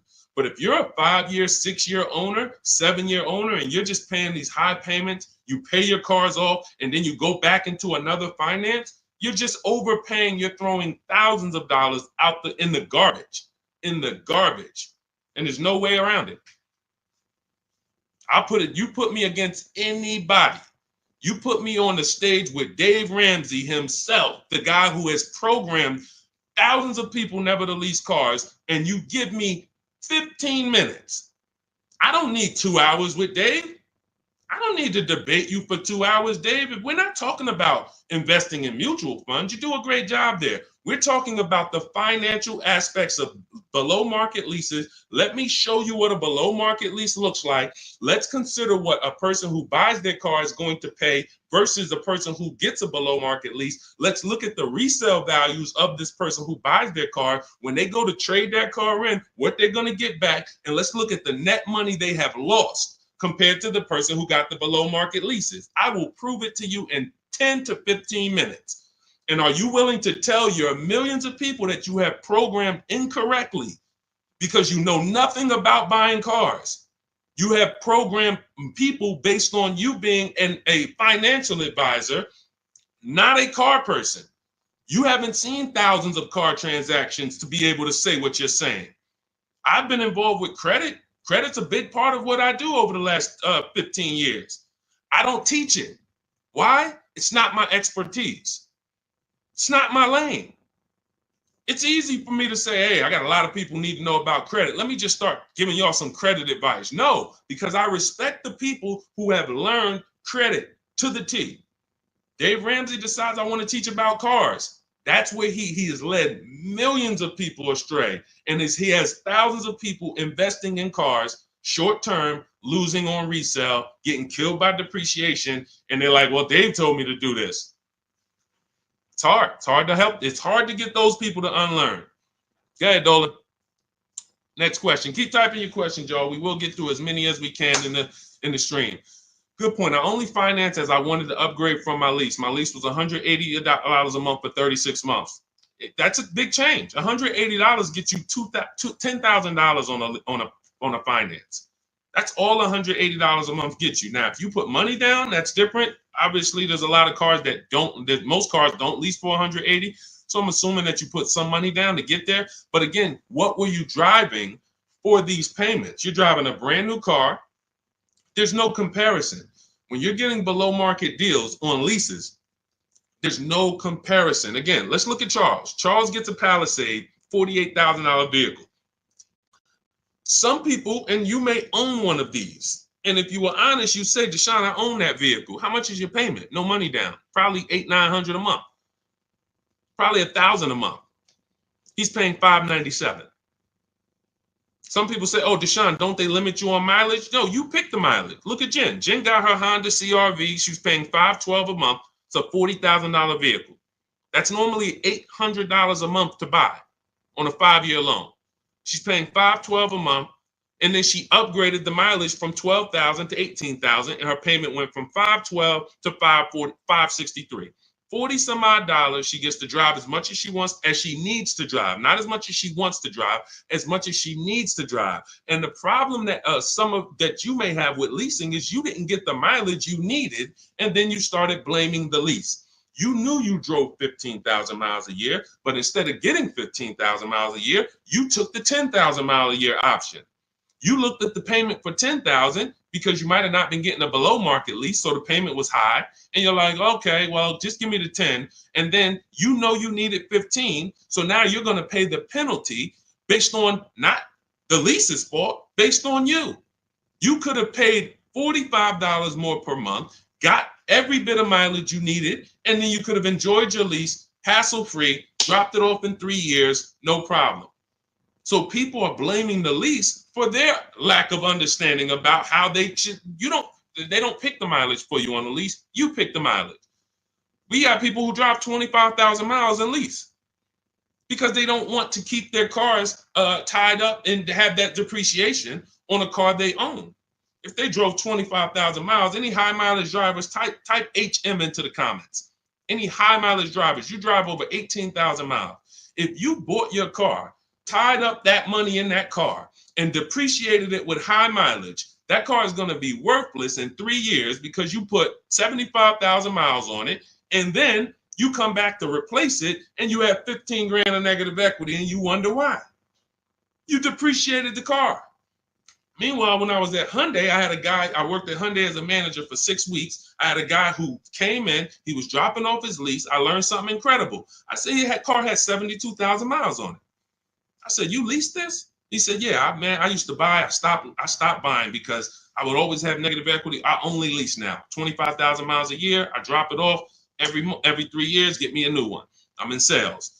I looked at his lease contract and I saw that his payment was less than $200 a month more than what a normal below market lease on that Sonata was. If a normal below market lease was $350, he might have been paying like $550, $525. It wasn't $700. He was paying a couple dollars more, but he could drive 25,000 miles a year, drop that thing off, never have to worry about negative equity. Mileage doesn't stop you from leasing. It's not about how much you drive. It's about how long you're going to keep the car. because a below market lease is how we beat depreciation or long-term ownership. Nothing to do with how much you drive. You pay for the mileage whether you buy or lease. Doesn't matter. Go ahead, Dolan. Keep typing your questions, y'all. We'll get through as many as possible. What's up, Ashley? What's up, Kenyari? What's up, boss babe? Ashley, good to see you. But I made my wife lease a brand new electric Equinox, $350 per month, and no sales tax. The $180 was a 2021 Corolla lease before the chip shortage for $3,000 down. Solid, solid. These are the things that you don't want to get away from until you're ready to keep a car long term. If you are leasing and not keeping cars 8 years, keep leasing. Make sure you're getting multiple offers so that you can get these below market leases, so that you're not paying these prices on the commercials that you see with $5,000 down and all of this tax that's not included. We are getting below market leases, and in order to do that, you must get 5 offers, at least 5 offers. Now you get these below market leases, and you keep doing that until you are ready to buy something. Because as Cafe just said, if he's paying $3,000 down, $180 a month, somebody who bought that Corolla is paying $3,000 down, $500 a month, because a Corolla is probably about 25 grand now. So that's a $500 a month payment with their taxes that they're paying when he's paying $180. This is not, look, for a brand new electric Equinox, he's paying $350 a month. This is someone else who knows how to get great lease deals, whether he's negotiating for them or whether he's calling around getting multiple offers. It doesn't matter. He's getting prices that you are not getting. And that's the prices we get. You want to understand that all prices aren't the same. There's below market price, there's market price, there's above market price. Above market is for the people with no strategy. You just walk in and you sign the deal. You might say no one time, and then the next offer you sign it. Market value is for the negotiators who are trying to feel for the bottom. You don't know where the bottom is, but you say, hey, take $2,000 off, we got a deal. Give me invoice price, we got a deal. You're paying market value. You're not getting anything special because there's hidden money, rebates, incentives that you don't know about. There's markups in the lease contracts, in the money factor, money hidden, you don't know about. And you'll never know about it until you get multiple bids. But below market price is reserved for the people who are shopping multiple dealers. We do it from home, getting multiple offers, and now you're paying $350 a month for a car that other people are paying $600 a month to own. You cannot justify pulling up in the same car and one of you is paying $350, one of you is paying $600. But the one who's paying $600 says, well, I'm going to own this.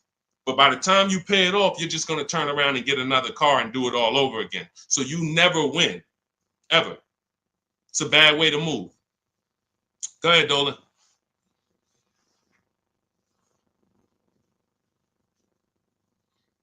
What's up, Ray Johnson? Do you need to... Hold on. Do you need to know all the bells and whistles?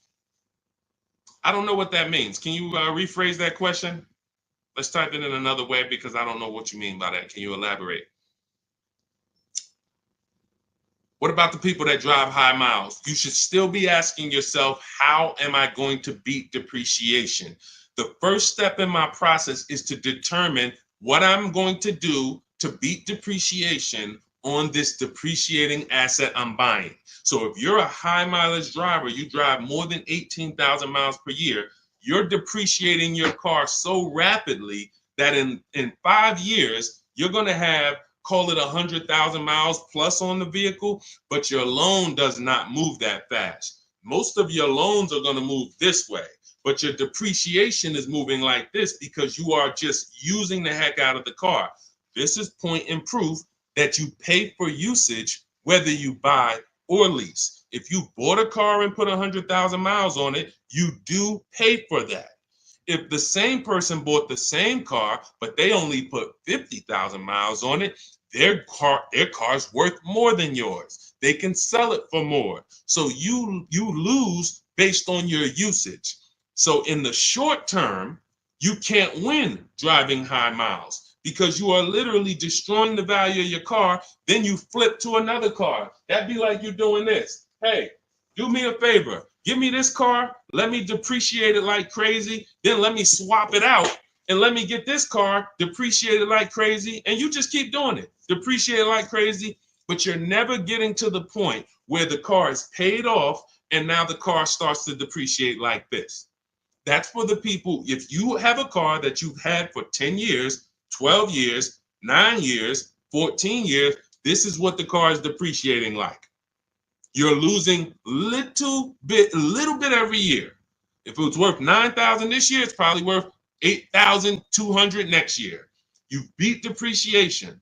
And that's when you enjoy, this is the benefits of ownership. This is what I call in my book, the reward stage. You don't get here without long-term ownership. And if you're not built for long-term ownership, that is okay. But what you should be doing is doing what my client who was in Hyundai did, doing your high mileage lease, shopping for a below market lease, and then driving the mileage you need and dropping off your car in 3 years and going and getting a new one over and over again. You're never tying up your money in these cars. If you're going to tie up your money in these cars, you better have it in there for the long run. If you're going to tie up your money for 5 years in a depreciating asset, you are losing money in depreciation. Like you can't get it back. That's why you're never happy with what the car is worth. When you come and find out what your car is worth, you're like, I can't believe that's all you're giving me for my old car, because you're thinking about how much you put into it. Long-term owners like this, those of you who have cars that you kept for 12 years, you're not thinking about the resale value, right? Right or right? You're like, Sean, I got so much money out of this car. I had this car, man. The transmission went out. I put a new transmission in it. I got my money out this car. That's the benefit of buying. And if you're not buying, you should be if you're not getting there, you should be shopping for below market leases, never tying up your money in these cars to begin with. It's only 2 ways. Get out the middle. It's 3 people. Long-term keepers, short-term leasers, then it's the people that's stuck in the middle. You buy your cars, trade them in. You lease the car, you buy the lease. Stuck in the middle. Go ahead, Dolan. All of this is in my new digital book. If you're like, Deshone, there's no way I'm going to remember this. You can get my new digital book. It's called Cars from Home, 7 Steps to Saving Time, Money, and Avoiding Dealerships. It's already 5-star rated. Thank you to everyone who has rated and reviewed the book on Goodreads. We appreciate you.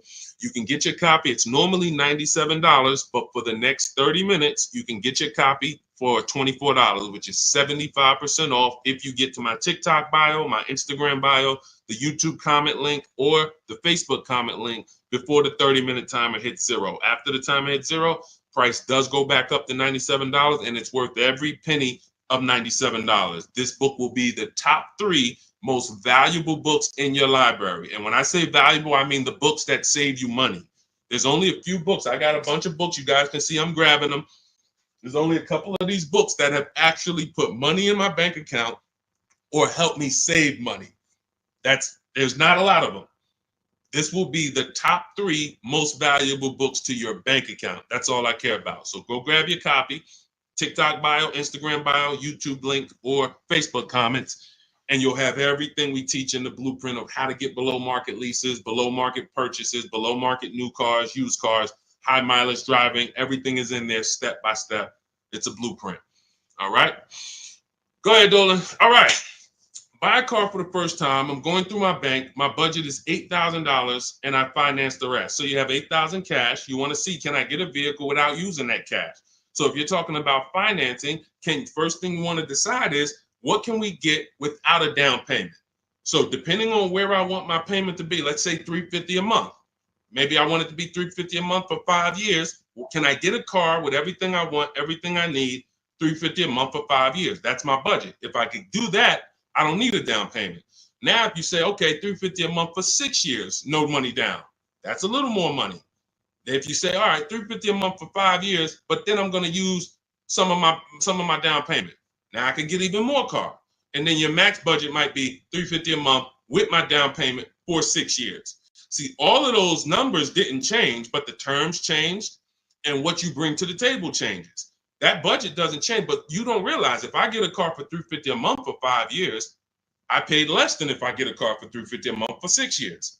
So these is how we budget. I actually have a tool in my book called the Perfect Budget Calculator I created, where you put in your preferred down payment, you put in any equity you have from your old car, you put in your max monthly payment, you put in the average interest rate, and it'll give you up to 6 goals that you shop from. So when I went and got my used Infiniti truck, I had 6 goals. One of them was no money down 5 years. Next one was no money down 6 years. Third one was money down 5 years. Money down 6 years. Then the fifth one was money down and the equity I had from selling my old car. And then the sixth one was money down, equity, and 6-year loan. See, there's multiple ways to budget where you don't go over your max. But I find the problem is when we budget with our max in mind, I only want to spend $500 a month, $500 a month, $500 a month. You usually go in and you spend what? $600, $550. You're putting $1,500 on a credit card because you didn't calculate the taxes. The tool in my book, the Perfect Budget Calculator, calculates the taxes in your state. So you don't go in and say, oh man, I didn't know there was another $3,000 in taxes and fees. Who's had that happen? Oh man, I thought we was making a deal, but you forgot about the taxes and fees. See, all of this stuff you don't realize should be normal in a complex financial transaction. But what they've taught you in the car business is to just treat car buying like you're buying a TV because it makes them very rich. I've been in the business for 14 years. I sat next to people who I know shouldn't be in the business, but they're not going to get them out the business. They make a lot of money for the dealerships. They'll always have a job. Even if they get fired here because the customers start complaining, they'll go there and they'll say, hey, look, I made 300 grand at my last place. Oh man, when can you start? These people are always going to have a job. So when you look at the industry and say, okay, if this is what the industry is like, what do they care about me? They don't. The 20% of dealers who get up every morning and they do the right thing. They want to beat their competition. They're honest. They want to make sure that they're giving you the best service. It's 20%. 2 out of 10. You're going into your local dealer and you're buying from them, not realizing that's an 80% dealer. All they do is make a lot of money on their customers. If they can't make a lot of money on their customers, they won't sell the car. And you know what's beautiful about the car business? For those of you who are wolves and sharks and evil, it's not about the customer winning. It's about you making the customer think they won. I'm going to say that again. For those of you who are like, what business could I get into where I can make 200 grand? And I don't need to have morals as long you are trained to make the customer think they won. And that's all it's about. If that's why you start high and you come down. If you know your price on your car is $600 a month, you start at $800. This is what the worst people do. You know that the full price for your car is $600 a month. When Mr. Jones sit down, hey, Mr. Jones, all right, we got a great proposal for you. Great news. We're going to make you a great deal today. Your payment's $790 with $2,000 down. What? That seems like a high for this car. The car's only this. That seems real high. And then I didn't even want to do any down payment. All right, so you didn't want to do a down payment. So, all right, look, if I could get the down payment out, your payment would go from $790 to now it's $840. No down payment, though. What's more important than you, the payment or the down payment? No, well, both. But what's more important? If you had to pick one, well, I really don't want to do any money down. All right, so right now we're at $840. Where can we agree? I'll talk to my manager. Where can we agree that you'll be happy? Because I want to make you happy, Mr. Jones. Nah, I mean, I'm thinking of paying I really wanted to be at $500, Mr. Jones. I understand. Where'd you come up with that number? I just thought I'm looking at the car. I'm thinking, 500 seems fair, but follow me, Mr. Jones. You're looking at this car. You know where the demand is. You know there's no cars around. This is all stuff that's not true. You don't know where the demand is because you haven't shopped. There's no cars around. You don't know that because you haven't shopped. But these guys we are absolutely trained to, if you want to use your powers for evil, it is very easy to get you. That's why we don't shop that way. I would never send you in to deal with people who negotiate every day for a living like this. Your power is being at home, having multiple dealers compete for your business, and that's how people like Tasha get these deals. Thousands off on a brand new car, only 1-year-old car. This is how we got grandmothers who do this. Look, India, ridiculous deal on a Toyota. Look, Hyundai, $365 a month, no money down. 2024 Hyundai Elantra, limited with the leather in it. She didn't get that going in negotiating. You can't. But from home, that's where the power is. That's why our entire system is called Cars from Home. I can sit here and walk you through why you can't win. I don't care who you are. So when I'm telling you, you have to change the way you shop. When people say there's no deals, they're right. To you, there's no deals. To someone who doesn't have shopping strategy, doesn't know how to put dealers against each other, there are no deals. But to people like us, we've been making deals. Let me show you, Bonita. Let me show you a pandemic deal. When people were out there thinking, no deals, Deshone, this is so bad. When is the market going to change? Look, Bonita, 2022, she leased her dream vehicle, a 2023 Kia Telluride. She put $600 down, drove off $600 a month. She gave him $600, drove off. No money down lease. People were leasing and buying these vehicles for $10,000 over sticker. I'm not on here to talk to you about hundreds of dollars. What do I care about hundreds of dollars? You think we're on here? You think we're getting together to gather you guys to talk about hundreds of dollars? That doesn't matter to me. Thousands is all we talk about. Every single thing we discuss here is $1,000 mistakes. You not leasing when you should be leasing. $5,000, $7,000 mistakes minimum. You not getting multiple offers on your car. Could be depending on the car, you look at somebody like Kimberly. Kimberly gets $20,000 off her Maserati. $20,000. Sean gets $20,000 off his F-150 Lightning. These are just some of the, look, even somebody like Tiffany, let's take a smaller discount. She gets a Mazda CX-90. She gets $6,500 off. What happens? There are people who got that same car. You won't say, they're not going to say it. They'll never say it. They'll never come on here and say, hey, Deshone, I got that same car you just showed her get, and I only got $2,000 off. They won't say I overpaid by $4,500 because I didn't know this. But I'm telling you, I know this because I've been working with people around the country. So understand, we're not here to talk small numbers. When we're tapping in, we're asking you to tap in, lock in, so that you can actually keep thousands and thousands of dollars in your bank account instead of putting it in these cards or giving it to these dealers. That's it. So everything we discuss is out of my new book, Cars from Home, 7 Steps to Saving Time, Money, and Avoiding Dealerships. It's a 7-step process. Doesn't matter whether you're leasing, 7 steps. Doesn't matter if you're buying new, 7 steps. Buying used, 7 steps. You want to sell your leases, which who didn't know you could sell a lease? Put a question mark. Who didn't know you could sell a lease? Type a question mark in the comments. Question mark. Deshone, what do you mean you could sell a lease? Okay, thank you. We're renovating with the jeans. Okay, look, Lynn, Brooke, Miss Tucker. Look.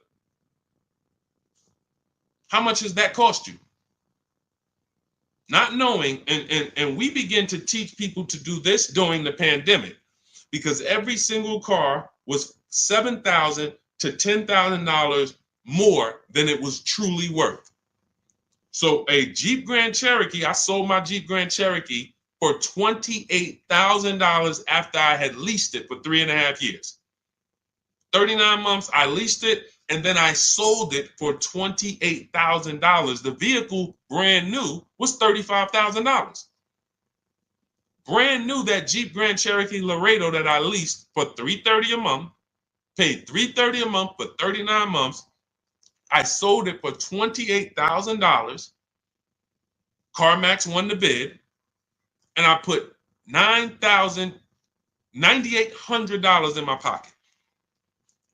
I helped my mother sell her lease on her Mazda CX-5 for $10,200 in equity she put in her pocket. Now, those equity numbers don't exist anymore. That was a once in a lifetime seller's market. Well, so far in our lifetime, so far, there's people who still want that. They still are basing, and you may know people who are like, hey, well, I'm gonna buy this car and I'm gonna flip it because I bought a 2019 Mustang and then I sold that Mustang in 2021 and got all my money back. Try that again. You're gonna lose everything. It's over. It's over. That was a limited inventory, global shortage, chip shortage. Everything's worth $7,000 to $10,000 to $12,000 more. Those who cashed out won. Those who cashed out at that time won big. You can look back over history, and I helped a lot of people do that. You can look at my videos. Some of my biggest videos, 5 million views, 3 million views, was how to cash out. People coming on there, yo, I just sold my lease. I made $7,000. Yo, I made 10 grand because of you. Yo, I sold 2 leases. I'm telling everybody during the pandemic, cash out, cash out, cash out, cash out. You won't be able to do this again. But there's still money to be made if you have equity in your lease. There's still $2,000, $1,700, $3,000, $4,000. Some of you low mileage people who you lease, but you only drive 5,000 miles a year. There's equity there. But you got to know how to get it. You got to know how to get bids. What's the process? And get we get bids from CarMax, Driveway, Carvana, Kelly's Blue Book Instant Cash Offer. What is that strategy alone worth? Just the cash out, just the equity assessment, step 2 in my process is worth. For those of you who trade in cars, that right there, one step out of my 7-step process is going to be worth thousands of dollars to you. So you can get my new digital book, Cars from Home, 7 Steps to Saving Time, Money, and Avoiding Dealership, and you can get it for 75% off. That's my welcome offer to you, but it's only for 30 minutes. You go to my TikTok bio, my Instagram bio, the YouTube comments, or the Facebook comments, click that link, and get your copy for 75% off. You won't even pay the $97 price. You'll pay $24, but you got to get there before the timer goes to 0, and then it goes back up to $97, which is worth every penny. Book's worth every penny of $97. It'll be in your inbox in 2 minutes. And make sure as soon as you get the book, you screenshot the thank you page, because the link to open the book is actually on that page. You open the book on that page, and I also email you a copy, but my support team's email is actually on that page as well, because sometimes you type your email wrong, you're typing fast, you're trying to hurry up and get it before the sale, and then you end up typing your email wrong. We can't send the book to a wrong email, so that you'll have my support team's email there. But this is the most serious thing outside of buying a house. There's nothing more serious to me. And some of you are not going to even buy houses. Some of you like, Deshone, I'm a renter. I don't plan on buying. That means the car is your most expensive purchase. And you're going to do it over and over again. You might have 5, 10 of them in your lifetime or more. You lose $5,000 on every one because you didn't have strategy. That's a tough gig. That's a tough gig. I wouldn't want to be in that situation. And I'm not going to be. And anyone who's listening to me is not going to be. Go ahead, Dolan. Let's keep the show on the road.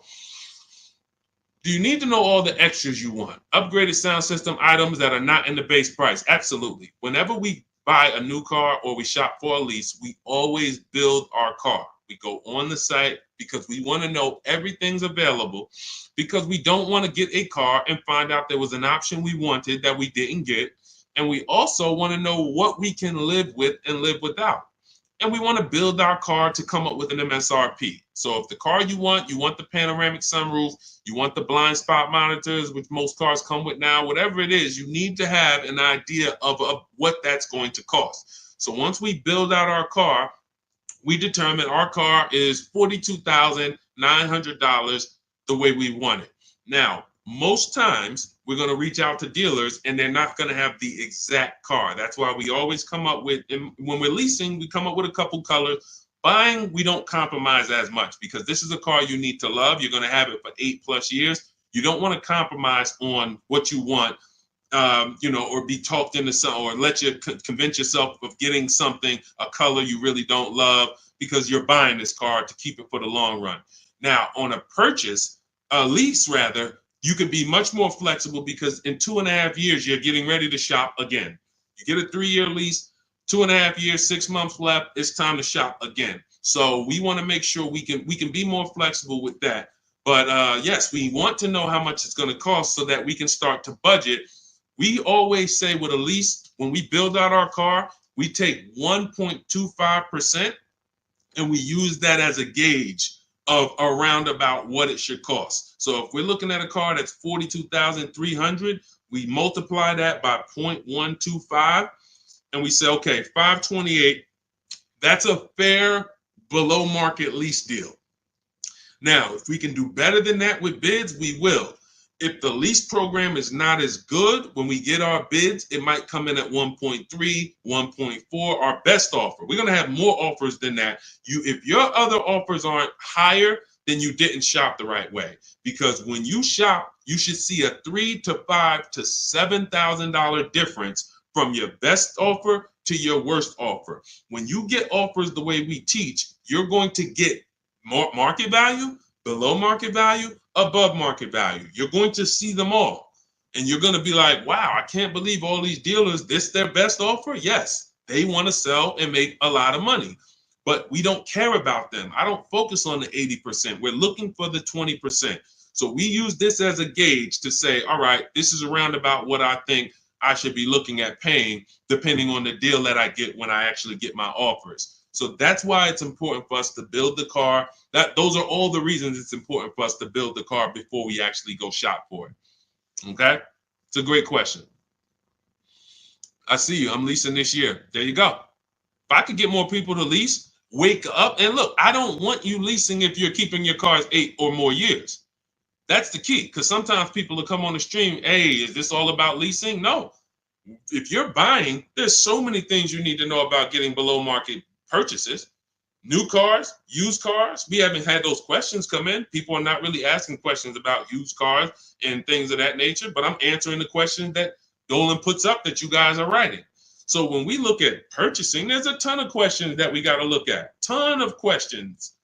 But when it comes to people not keeping their car 8 years, you should be shopping for leases. You're not keeping a car long enough to beat the depreciation. The depreciation's going to kill you, not the loan. Doesn't matter. Loans, okay, you could pay cash. Doesn't matter. The depreciation's going to kill you. That's what you're doing. You're buying a depreciating asset, trying to keep it short term, flip it, and do it again. You can't win. The only way to win with a depreciating asset is long-term ownership, or never tie your money up in it in the first place, which is a below market lease. Go ahead, Dolan, throw that one back up. Arturo, does your credit score affect the lease? Sure. You want to have fair credit. I always tell people you want to get to about a 660, 680, similar to if you were trying to get a good deal on a house. You would be trying to set yourself up with a good credit report to buy a house. Now with leasing, you can also lean on payment history. So if you have a $400, $500 a month payment, you've been making it on time for 2 years, that weighs heavily in you getting approved. I always say it's nothing that gets you approved for a new car like a paid on-time payments for your old car. The banks look at that and say, well, hey, we can see, yeah, credit cards might be high, but they never miss the payment on their car. They never miss that $500 payment. That means something to the banks when your credit score is a little in that marginal in that marginal range or that mid range. So I always tell people, get to a fair range, work on your credit so that you're able to lease, and don't tie up your money in a long-term purchase because you can't lease right now. If I couldn't lease right now, my only mission would be to get an inexpensive car, get my credit to a 660, 670 to lease. I wouldn't be trying to get a Dodge Charger, $20,000, $30,000, $40,000 car. I'm going to pay 20% interest. And when I go out to replace that car, I'm going to have so much negative equity because the interest alone is going to bury me because I don't have good credit. So now I'm no closer to leasing. My payment is going to be high. And I usually end up with an older car because I'm trying to squeeze my way into a nice car that I could show off and feel good about. Nah, I mean, I work hard. I want to be able to drive something that, I feel good about. But you haven't qualified yet. You haven't qualified to drive something great yet. If you have a 500 credit score, 600 credit score, you're not qualified to drive something ideal yet. You should be sacrificing to get set up so that I can make a power move. And what you do in getting set up is you get the least expensive car. that you can get a loan on. You get a $10,000 car, quality, small car. Try to get something that brand new was $24,000, $25,000, Hyundai Elantra. Get yourself a smallest car that you can qualify for, and you have minimal payments, $200, $250 a month payments. You pay those payments on time. You make sure it's a quality car, and you go and you make a move for a lease once you've established yourself. Or you can just do what other people do and say, you know what, who could get me in this brand new whatever, or who could get me in that, used Mercedes? And you're going to lose in every way. The quality of the car is not going to be ideal. The loan is going to be out of control. The interest is going to be great, ridiculous. You might not get a great price on the car because you come in looking desperate. You need a car, not want a car. You need a car. So nothing is working for you. Everything's against you. So it's much better for you to discipline yourself. Say, look, I don't mind driving something that I don't feel great about, but I'm working on my credit. I'm going to make these payments on time. I'm going to get myself to a 660. I'm going to have 2 years of on-time payments, and then I'm pulling off the lot in a brand new lease. Power moves. That's a plan. Go ahead, Dolan. And in my book, that's called the SMART car strategy. It stands for saving money at the right time. If you can't qualify for a lease, your only goal should be to set yourself up to lease. Now, if you're buying and your credit's not good, I'm an 8-year person. I keep my cars 8 or more years. Nothing wrong with buying a higher priced car and refinancing it later. So if you say, hey, I need to get, if you're a long-term person, your goal should be get a great price on the car. You're going to pay more in interest and then fix your credit. And instead of changing the car in 2 years to a lease, you would change the loan, refinance, and then you would keep the car. So it's depending on long-term versus short-term is everything. That's why in my book, it is step 1. You need to know from the get-go, am I a long-term person, 8+ years, or not? Because that's going to be the foundation we build on. Everything else comes after that. Karen, thank you for helping with my digital book. I wasn't checking my email. Of course, we want to use cars. So you're just following the multiple marketplace strategy. There's steps before that. And here's what I tell you, guys who have my book, ask yourself, what step am I on? This is what I tell everybody that I work with. Ask, what step am I on? Because if you're doing step 3, but you have not done step 1, that's a clear indicator. Oh man, I haven't done step 1. Step 1 is leasing versus buying. Most important question. How are we beating depreciation? We go into deep. I show you lease scenario, purchase scenario, lease scenario, used car scenario, to make it very clear that if you set out to buy, but you should have leased, can't help you. You're lost. And I talked about that earlier. We ran Zafrina's $579 a month payment versus what a new car would cost her, which would be $900 or $65,000 car. That would have been $1,100. Or a used version was $800. So you can't compare that. If you go out and you get a great deal on a purchase and your payment's $700 a month, then that means that lease payment probably would have been $400 a month. There's no way to, how do I get out of this? You shouldn't have been in it. That's why this is step 1. So what was that question? What was that question? I don't even know how I got on that. Oh, you said I want a used car. Yeah. So so you want to ask yourself, where am I at in the process? Because we're not in the market until step 5. Step 5, we're in the market. That's when we're on our marketplaces, shopping, narrowing it down. We have specific ways we narrow down used cars. This is not just general information that you could find on social media and you Google it, how to buy a used car. Yeah, good luck. That stuff means nothing. Car salespeople are been watching those blog articles for years saying, okay, this is what they're coming to do. Don't tell them you have a trade-in. Okay, good. Stuff has been around for 20 years. What we're doing is we're narrowing it down when we get to step 5, based on title history, service records, accident history. Then we're narrowing it down and we're coming up with our top 5 choices, top 3 to top 5. Then we're verifying who has bogus fees, who put one price online that they're not going to honor. So all of these This is my top 5 list, but some of these might be fake prices. So we need to verify that. And then we're going to get the new car price to find out what the true discount was. How much was this vehicle brand new? When I bought my Infiniti truck, I narrowed it down to 4 choices. They were all white, between $30,000 and $32,000. Sounds similar. They're not. You're looking at 4 white Infiniti trucks between $30,000 and $32,000. Similar miles, all 2020s. They were 3 years old at the time. Looking at all 3, whoa, these vehicles look similar. Once I got the brand new price, I found out one of them was $46,000 brand new.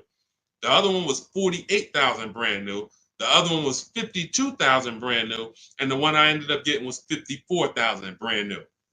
Big difference. See, so what seemingly was close was nowhere near close. The furthest apart was 54 to 46. It's an $8,000 difference between the least expensive one and the most expensive one. But without the brand new price, you don't know that. You're choosing the wrong vehicle, thinking, oh, I got a good deal. No, the good deal was that other one that you didn't pick because you didn't have the brand new price. So that's step 5. But we got plenty of things we do before that to verify the DNA of the vehicle, check the data. And look, let me be clear. It takes me 90 minutes to buy cars. I'm not putting a system together that takes days. I'm not going to do it. It's not necessary. Choosing your vehicle, that might take you days. Going and looking at cars, test driving, that might take you days. Deciding what you want. We call that shopping. That's a step in my book. Shopping, not buying. That's deciding what you want. But once you know what you want, 90 minutes. Now, first time you use our system, it might take you 2-3 hours because you're just learning. You're overthinking. Haven't trusted our process yet. That's normal. But once you see, wait, this is simple steps. I'm going to websites, putting information here, looking at this. This is stuff a high school kid would do. If I could teach a high school kid to buy a car, it'd be easier than some adults because they don't have to unlearn much. Adults, it's like, hey, but I don't have to go into the dealer. You know, hey, Deshone, I went into the dealer and this is what they said. Deshone, my dealer called me and they said this. Well, when did I tell you to talk to the dealer? I thought you were coming to use our system because you didn't want to talk to the dealers. Yeah, you're right. See, that's overthinking. Now, that doesn't mean you're going to lose because we got a lot. That's how a lot of people come. You're trained to do things one way. You have to unlearn that. But once you see what we do, you're like, man, I can do this again next time. It'll take me 2 hours. I get any car I want in the country, Bentley, Rolls Royce, Corolla. It's going to take me 90 minutes because I'm using the internet. We're emailing. You know, I'm not getting in my car and driving to a dealer. So that's what we need to focus on. I know you have the book. Make sure you're asking yourself, where am I in the process? Start with step 1, just check them off. Step 7 is delivery. So when you check off delivery, you're done. You got your car. All right. Everything that I'm teaching is in my new book. It's called Cars from Home. It's a digital book. It's called Cars from Home, 7 Steps to Saving Time, Money, and Avoiding Dealerships. You can get your copy for 75% off. It's part of my welcome offer. It's normally $97. But if you get to my TikTok bio, my Instagram bio, the Facebook comments, or the YouTube comments before the 30-minute timer hits 0, you got your copy for 75% off, which is $24. And it'll be in your inbox in 2 minutes. So once the timer hits 0, price does go back up to $97. And it's still worth every penny at $97. Go ahead, Dolan.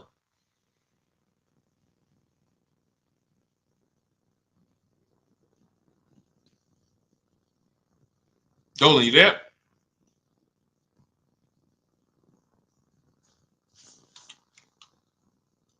All right. Is it worth buying a BMW or Mercedes brand new or pre-owned certified? That's a matter of budget.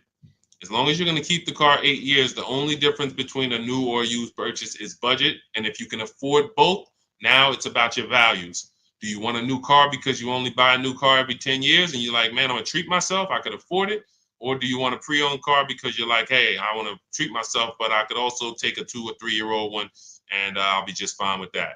Now, what I always say, if you're going to buy something close to new, 1 or 2 years old, you need to shop the new market first because you might overspend for a 1 or 2 year old vehicle because you don't know what the new market is for a brand new one. So, example, Kimberly saves $20,000 off her Maserati.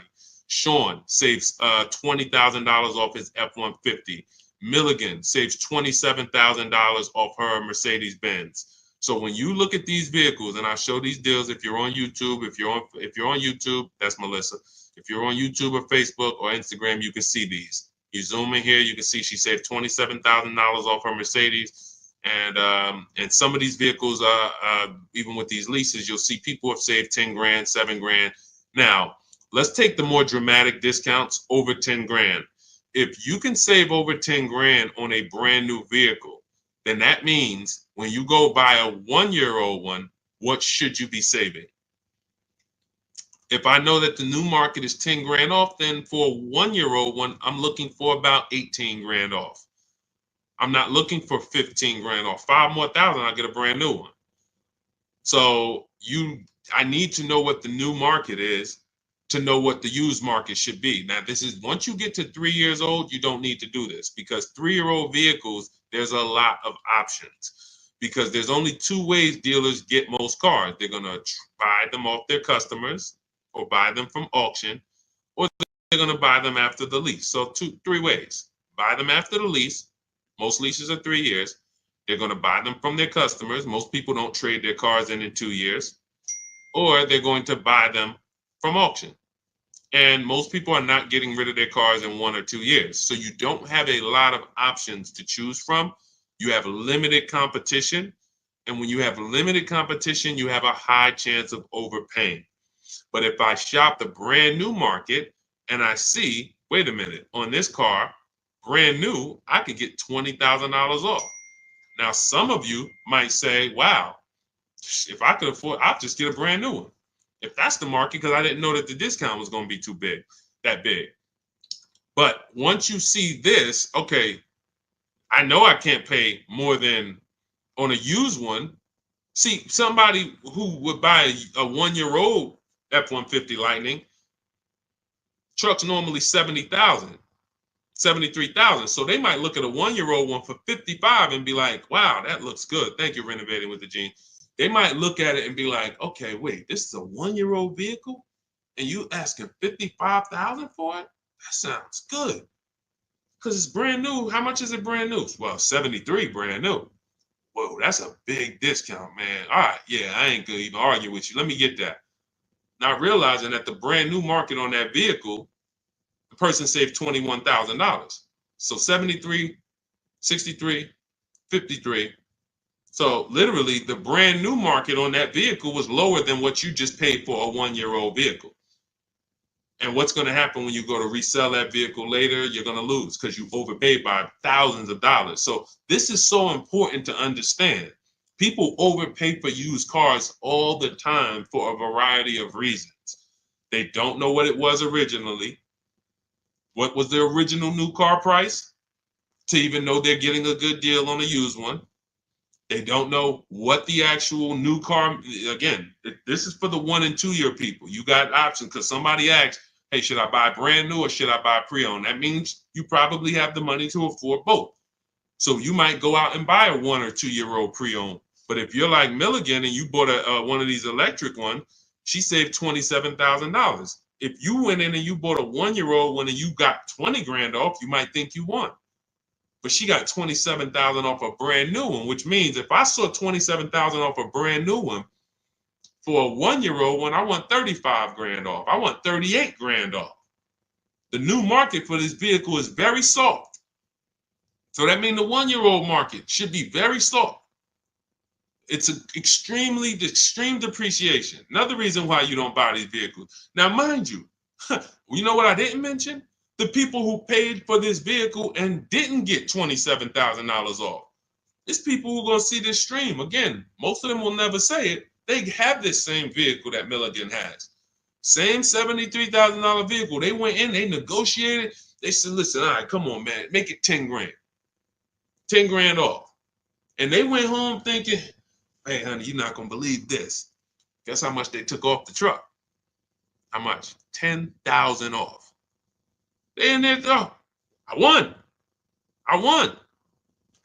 See something like this? That's why you can't feel for the bottom. Negotiating and feeling for the bottom, wondering, all right, I think I'm at the bottom. That sounds good. You can't win. In fact, I've showed you multiple ways you can lose huge like that, and people are losing like that. You can't feel for the bottom. You don't know what we have as the dealers. You don't know what rebates I have. You don't know how many incentives I have. You don't know if the manufacturer sent us extra money because we got to move these vehicles. You don't know any of that. You come in and asking for the invoice. All right, invoice on a $73,000 car, 6.5% markup. All right, invoice is 57, and a good salesman's gonna fight you for invoice. They're not gonna just lay down and give you invoice, even if they sitting on 20,000 in rebates. A good salesman is fighting for every dollar of the commission. So you've been, hey, how they gonna fight? They got 20 more thousand. You telling me they got 20,000 in rebates and they gonna fight me for 1,000? Yes, because it's perception. If they take off $10,000 for you in a heartbeat, you might think, wow, you took off 10,000 a little too fast. This is how salespeople are trained. So I'm telling you, the people who believe it, they're going to win. If you listen to me, you're going to win. If you don't listen, you're going to keep losing. And when I say losing, I mean, show me your car deals. Show me your car deals. That's all I care about. Sean, I'm going to do it my way. Okay, show me your car deals. DM me. Sean, I did it my way. How this look? All right, would you bet me $1,000? I can't find a better deal than this. Would you take the bet? I'm looking at your deal. You did it your way. Yeah, I went in. I negotiated this thing. Okay. Would you bet me $1,000 that I can't find a better deal than this? Oh nah, man. I don't think I want to take that bet. I know you don't, because you don't have confidence that you actually got the below market deal. You might have got the best price from that one dealer. I don't doubt that. But that dealer is an 80% dealer, and his competition would blow this price away. But because you didn't talk to his competition, you never gave his competition an email, you never gave them an opportunity, you don't know that they would have beat this price by $3,000 or $5,000 or $10,000. That's what we do here. That's what Cars from Home is. That's why our system is called Cars from Home. All our deals, 90% of what we do is from home. 90%, and sometimes 100%. Only time we can't do 100% is if a dealer doesn't deliver or we're buying a used car. Used car, we must go to the dealer. We must test drive that. That's our last step in our process before we lock the deal up. We cannot, but we've had tons of people who never left their house. I have a couple of them on here. Delivered the car. Let's see, we got people on here. Leasing process went quick. Sent the email. Anyway, I could pull up a bunch of people who just did. That's simple, because dealers this is 2024. Like, people think Carvana is the only place that delivers cars. There's plenty of dealers, especially the 20%, that'll bring the car right to your doorstep. Look, about 5 days I walked out. Yeah. Anyway, all right. I think we've done enough.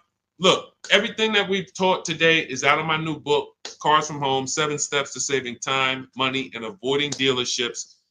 It's a 7-step process that I've developed over 14 years in the car business to buy, lease cars, below market value in 90 minutes. This does not take a lot of time. This is the easiest way. You don't have to be a great negotiator. You will stay at home where your power is, where you can put dealers against each other, put banks against each other. Thank you so much, Renovating with James. And you can employ competition. The same way you shop for everything else, competition, you can bring that to your car deals. And that's the only way you're going to get below market deals. And that's the only way you're going to start to enjoy car shopping. When you're at home and tons of dealers and banks are actually competing for your business, you actually enjoy that. That's why when you see people like Teddy, who said that I will never lease another car any other way. Look, suppose it's a bit wordy. Look at Teddy. You got his BMW 2024 i4 M50, $73,000 vehicle. His best offer was $856 a month, which is a 1.16 lease. His highest offer was $1,123 a month from another dealer. His closest dealer, his local BMW dealer, was where was it? Look, the dealer closest to me was $986. His closest dealer that he probably drove by and saw the car and said, man, all right, I'm gonna work with them one day.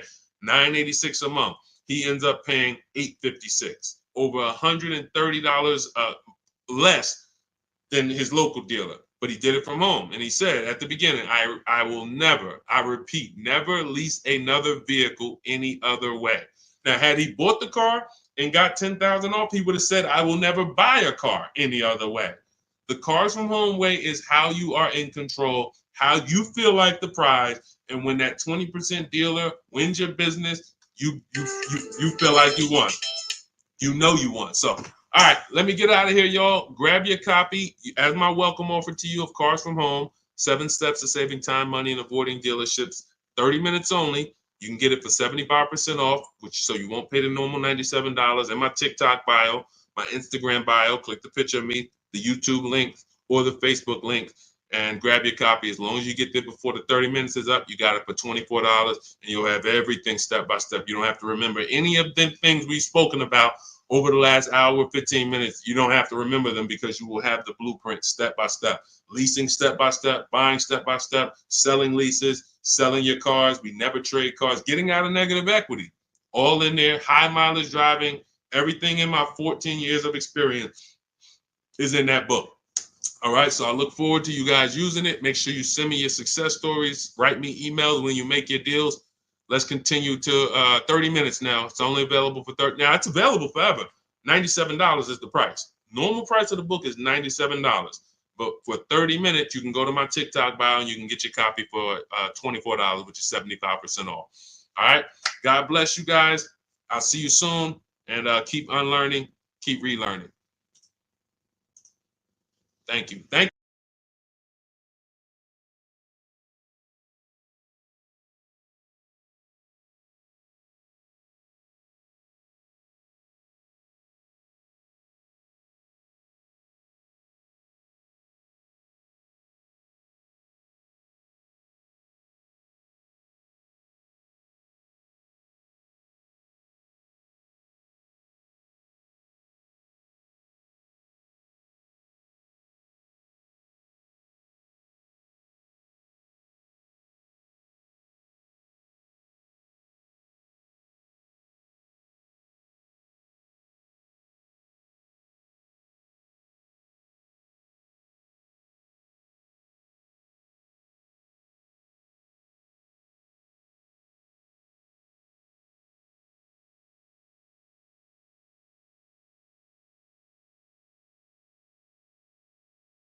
Cynthia Page, good to see you.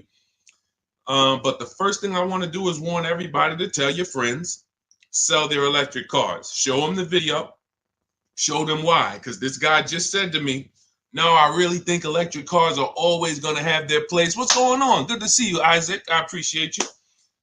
And could everyone share this broadcast if you're a sharer? I realize everyone's not a sharer, but to the sharers, could you share this broadcast? Shout out to you. Warn your friends that if Donald Trump gets in, he's already said he's going to make sure we could always have gas cars. That's good. I like a gas car. I haven't bought an electric car yet, but a lot of people have. And the minute, automakers do not want to make electric cars. Take it from me. I was in the business for 14 years. They kept dragging their feet. What they did was they made better gas cars. Who remembers the V8 engines? Rest in peace. If you remember the V8 engines, type me. Who remembers the V8 engines? Type V8 if you remember when literally we had V8 engines up and down the road, vroom, vroom, vroom, 400, 500 horsepower engines. Those are a thing of the past for the most part. Why? Because automakers in the last 10 years started using turbochargers. You understand, Just Money? You understand? Started building turbochargers. And what they started doing was saying we can actually make vehicles that are not as hard on the environment. They also will produce similar horsepower and more torque. And we don't have to worry about having these issues with emissions and things of that nature. So they were taking steps to be more economic, more fuel efficient, and better for the environment. Now here comes the mandate to make half of the new cars electric by 2030. It started out as 2035. I don't know when it moved to 2030. The point is, 17 million new cars are sold a year. So 17 million new cars sold a year. That's a lot of cars to try to produce electric cars. That's why we got fires. I just asked Joseph Tepte. He saw the video. Who saw the video of the Tesla burning up the guy's house a couple days ago? Charging in his garage, whole house burns down. Why don't they want to make these cars? Too much liability. Too much liability. If they can escape that, they'd love it. They'd love to go back to 2019, not worrying. Let's just make some hybrids and let's make some fuel-efficient cars with turbochargers and things of that nature. What does that do for electric cars? The minute Donald Trump gets in, he announces gas cars are here to stay. Don't worry about it. Everyone's electric cars are going to be worthless. Your electric car that was worth 30 is going to be worth 20. You're going to lose 10 grand one day. Legislation changes things. Legislation affects the market. So my mission before Election Day is to get you to sell your cars. And if you're watching this as a rebroadcast, sell your car. Sell your electric car. Get into a gas car if you own your electric car. Go to CarMax, Driveway, Carvana, KBB Instant Cash Offer, AutoNation, and Car Gurus. Get your 6 cash offers. Sell these cars. You won't be able to. You will not be able to. You're going to be so far underwater.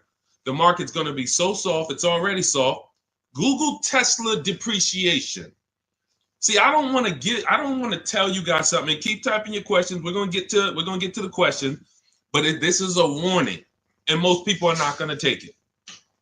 Most people, just like when I warned people in 2022, do not go out and buy these overpriced cars. Learn to shop so that you're not buying used cars that are going to be worth half because they were selling them all through the pandemic. 80% of dealers were selling used cars that were just 10, 20 grand more than what they should have been selling for. I told them, don't buy these cars, shop around. Now what we got? Thousands of people around the country who are $20,000 upside down, can't get out. I realize though, but if I could help 10 people, if 10 people say, Deshone, you know what? My man told me, he sent me your video. I sold my Mach, whatever it is, Ford Mach. I got out of that thing right before. I'm glad. If we can help a couple people, God bless us. Sell your electric cars. You won't be able to very soon. And if you're going to keep them till the wheels fall off, then it doesn't matter. If you're going to keep it till the wheels fall off, it doesn't matter. But if you're planning on replacing this thing in 2, 3, 4 years, sell now, immediately. Get out of it right now. All right. Let's go. All right, we got a couple questions. We're live on Instagram, Facebook, YouTube, and TikTok. And, we'll be live for probably at least 45 minutes answering all types of questions. For those of you who don't know me, I'm known as Deshone, the auto advisor. I spent 14 years in the car business. Now what I do is show you how to make dealers bid for your business. Every dealer has a different price. All cars are cookie cutter. No matter how much you like a car, there's 100 of them in this country at minimum. Even the most rare cars, Bentleys, you have 20, 30 of them around the country that you can shop around so that you can see. But if you use online tools like the tactics I'm going to tell you in this live, you will save thousands of dollars. You'll get below market deals on leases, new cars, purchases very, very easily. Very easily. All right. So feel free to ask your questions. Let's get to it. I see we got a couple that came from TikTok. Dolan, you want to bring the first one up? All right, let's go. I drive a lot of miles. Is it worth it to get a leased vehicle? That's a great question. If you're a short-term person, if you're keeping your cars till the wheels fall off, no. If you drive 25,000 miles a year, but you're keeping that thing for 10 years, that's only 250,000 miles. You get a Honda, Toyota, there's several cars that will go 250,000 miles. No need to think about leasing. It's all up to if you're going to keep it 8+ years. You do not need to. Who keeps their cars on average more than 8 years? Type me. If you keep your and listen, some of you who are new here, you may not know how we do here. We use our keyboard. Listen, I know there's lives where you just sit back and you watch the person's telling jokes or just talking. We dialogue here because this is a finance channel, so we spend a time dialoguing. So stay close to your keyboard. That's how you're going to get the most out of what we're doing, and that's how you're going to save the thousands of dollars on your car. Okay, I see you, Alton. All right, I see you, Amanda. Okay, if you keep your car more than 8 years, Don't think about leasing. If someone in your house is keeping their car more than 8 years, they should not think about leasing. Doesn't matter how much they drive. Just get a quality vehicle, get a below market price, keep it long term. You're going to win. If you're not keeping it more than 8 years and you are putting high mileage on your car, you are losing more than anyone because your car is worth less depending on how much you drive. Let's just say you got a car that's worth 30,000 today. You drive average miles. Average miles. What's the car worth in a year? Throw some numbers out, y'all. Throw some numbers out. $30,000 car. You drive at average miles. What is it worth in a year? What does that car depreciate in a year? From 30,000 today, what is it worth next year? Throw a number out. Okay, Amanda, 19. That's fair. That's a little steep, but 18. Okay. Somebody said 10,000. Man, what kind of car you buy? Listen, that's how electric cars are about to depreciate. It's so funny. That's how electric cars are about to be. They're going to be worthless. The investment in the infrastructure isn't worth it. Okay, so now let's just say you have a $30,000 car. You drive it 40,000 miles in 1 year. 40,000 miles. Isn't it worth a whole lot less? Yes. So depreciation is what you're thinking about when you're considering when to lease. And what I teach people, this is step one, is if you're not keeping your car 8 years, you're not going to keep it long enough to beat the depreciation. The depreciation is going to kill you. Now, cash buyers understand. All my cash buyers type dollar signs. Dollar signs. Cash buyers understand because they buy a vehicle. If they went to replace it in 3 years, they see what it's worth. They know what they put in. They know what they're getting back. And they're like, oh, this doesn't make sense. Payment buyers, they don't. Because all you really care about is payment. So they manipulate payments on you, stretch the loan out, 6-year loan, 7-year loan. You don't see how much you lost, and that's why you think you won. But in depreciation, cash buyers will always see how much their vehicle has depreciated. So how do we avoid it? Below market leases. In the short term, if you are not keeping your car long enough to let the depreciation cool off, then you should be shopping for a below market lease. Now, let me show you what a below market lease looks like because you may have never seen one. I'm sure you've seen lease commercials, 3,000 down, 4,000 down, plus tax, all of this. But this is what a below market lease looks like. You take, let me do an average vehicle. Let's take Raphael. This is a Jeep Grand Cherokee. Pretty popular vehicle, common vehicle. 45,000, let's call it a $46,000 vehicle. She got it for $549 a month. 1.19% of the MSRP, no money down. She gave him her first month's payment. She drove out of there. That's a below market lease. Let me show you another one. Look, India. She got a new Hyundai Sonata Elantra. 2024 Hyundai Elantra Limited. 36 months, $365 a month, no money down. That's a below market lease. So the key, there's 3 prices, whether you buy or lease. There's 3 prices you can pay. Market value, that's for negotiators. They're going to feel for the bottom. They're going to try to get to the bottom, but they won't ever know the bottom. So they're going to pay market value. Above market value is for people who just can't negotiate at all. You just kind of close your eyes and can't wait to get it over with. And then below market value. Now, how do we get below market leases and purchases? Competition. Very simple. Competition. Putting dealers against each other, buying cars like we buy TVs on Amazon, multiple offers, multiple options while we sit at home and let people bid and compete for us. That is below market shopping. Now, that's everything I teach in my new digital book. It's called Cars from Home, 7 Steps to Saving Time, Money, and Avoiding Dealerships. It's already 5-star rated. You can Google it. You can get a copy of it as part of my welcome offer for 75% off. It's normally $97, worth every penny. You can see all the reviews.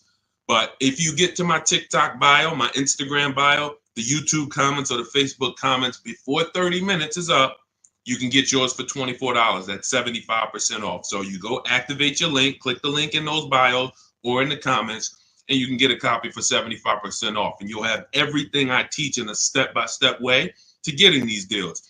But for sure, to just sum up your question and keep typing your questions, everyone, we'll get to as many as we can. If you're not keeping your car 8 years, you should be shopping for a below market lease, no matter how much you drive. Only caveat is if you're doing Uber or something where you can't predict your miles, the more miles you drive, the more money you made. That's a different structure. But it's just if you're in a sales job or you're a realtor, no question about it. Leasing is for people not keeping cars 8 years, as long as you get a below market lease. Go ahead, Dolan. Next question. I see y'all running up the likes on TikTok. Shout out to everybody double tapping the screen. Let's go. Every time you hear something you like, if y'all keep double tapping the screen, y'all keep running those likes up. We appreciate you. And, shout out to the people who really support the movement, not the people who check into the broadcast, the people who support the movement, the sharers, the new followers, the people who tag their friends, the people who double tap the screen, the people who hit the like button. Shout out to y'all. We couldn't do this without you. We appreciate you. Banana phone, 10,000 down, 725 credit. What car should I get? It's a lot of them out there, man. Pick one that you like. And first things first, decide how are you already have the credit to buy or lease. I would really consider, see, that 10 grand down is how people, that car, if you don't buy a car right, which means you lease it, you buy it, but you should have leased, that 10,000 is going to be absorbed into that car. It's literally going to be sucked from your bank account into the car. You're not getting it back. You're not getting it back. So I'll give you an example. If we look at Zafrina got a $65,000 vehicle. No, that's Teddy. Let's use Teddy. $73,000 BMW he got. He put no money down. His payment's $856 a month. He used our system. We contact 25 dealers. Now you can do it your way. You want to call around, talk to managers, get offers. That's fine. I just recommend you get at least 5 offers. Because what we've seen, I've seen this, been in the industry 14 years. I've been helping people online for more than 3 years now, all around the country. 4 out of 5 dealers are overpriced. So once you get your offers, you need to get at least 5 for you to get the below market offer. But now he comes and he gets $856 a month, no money down. His highest offer was $1123 a month out of all the offers he got. He said he got 10 offers from home. That's why our system is called Cars from Home. We don't need to be in dealers to get below market deals. So if he had bought this vehicle, even if they gave him a big discount, instead of 73, let's say he got it for 63. Let's say he got 10,000 off. Let's round it up to 65, even though the taxes would be more than that. Let's round it up to 65. Every $5,000, I need my people who know this to get ready to type this. Every $5,000 that you borrow on a loan is about how much per month? Every $5,000 that you borrow on a loan, and I'm going to hop on Instagram because I want to see these comments. Thank you, Anthony Austin. Shout out to the people who tapped in. So check this out. If it's $100, it's $100 per month. So now, even if they got a new car, a big discount, $65,000, he's paying $1,300 a month. He's leasing it for $856 a month. So you can't make that make sense. There's a saying, it's taken off the last couple of years that math is not mathing. If I'm driving the same BMW as you and I'm paying $856, you're paying $1,300, you lost. Can we agree? Agree? Can we type agreed?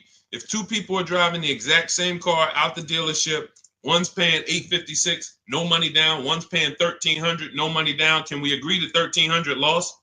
Can we agree? Agree, right? Okay, so this is deal structure. This is deal structure. Now, mind you, think of the scenario I just used. $73,000 vehicle. He got $10,000 off of it. That would be a good discount. I think anybody would feel good if that was the below market offer on a BMW, 10 grand off. I think anyone would feel good, man. I saved 10 grand off this thing, but you still lost. You're paying $1,300 a month for 5 years.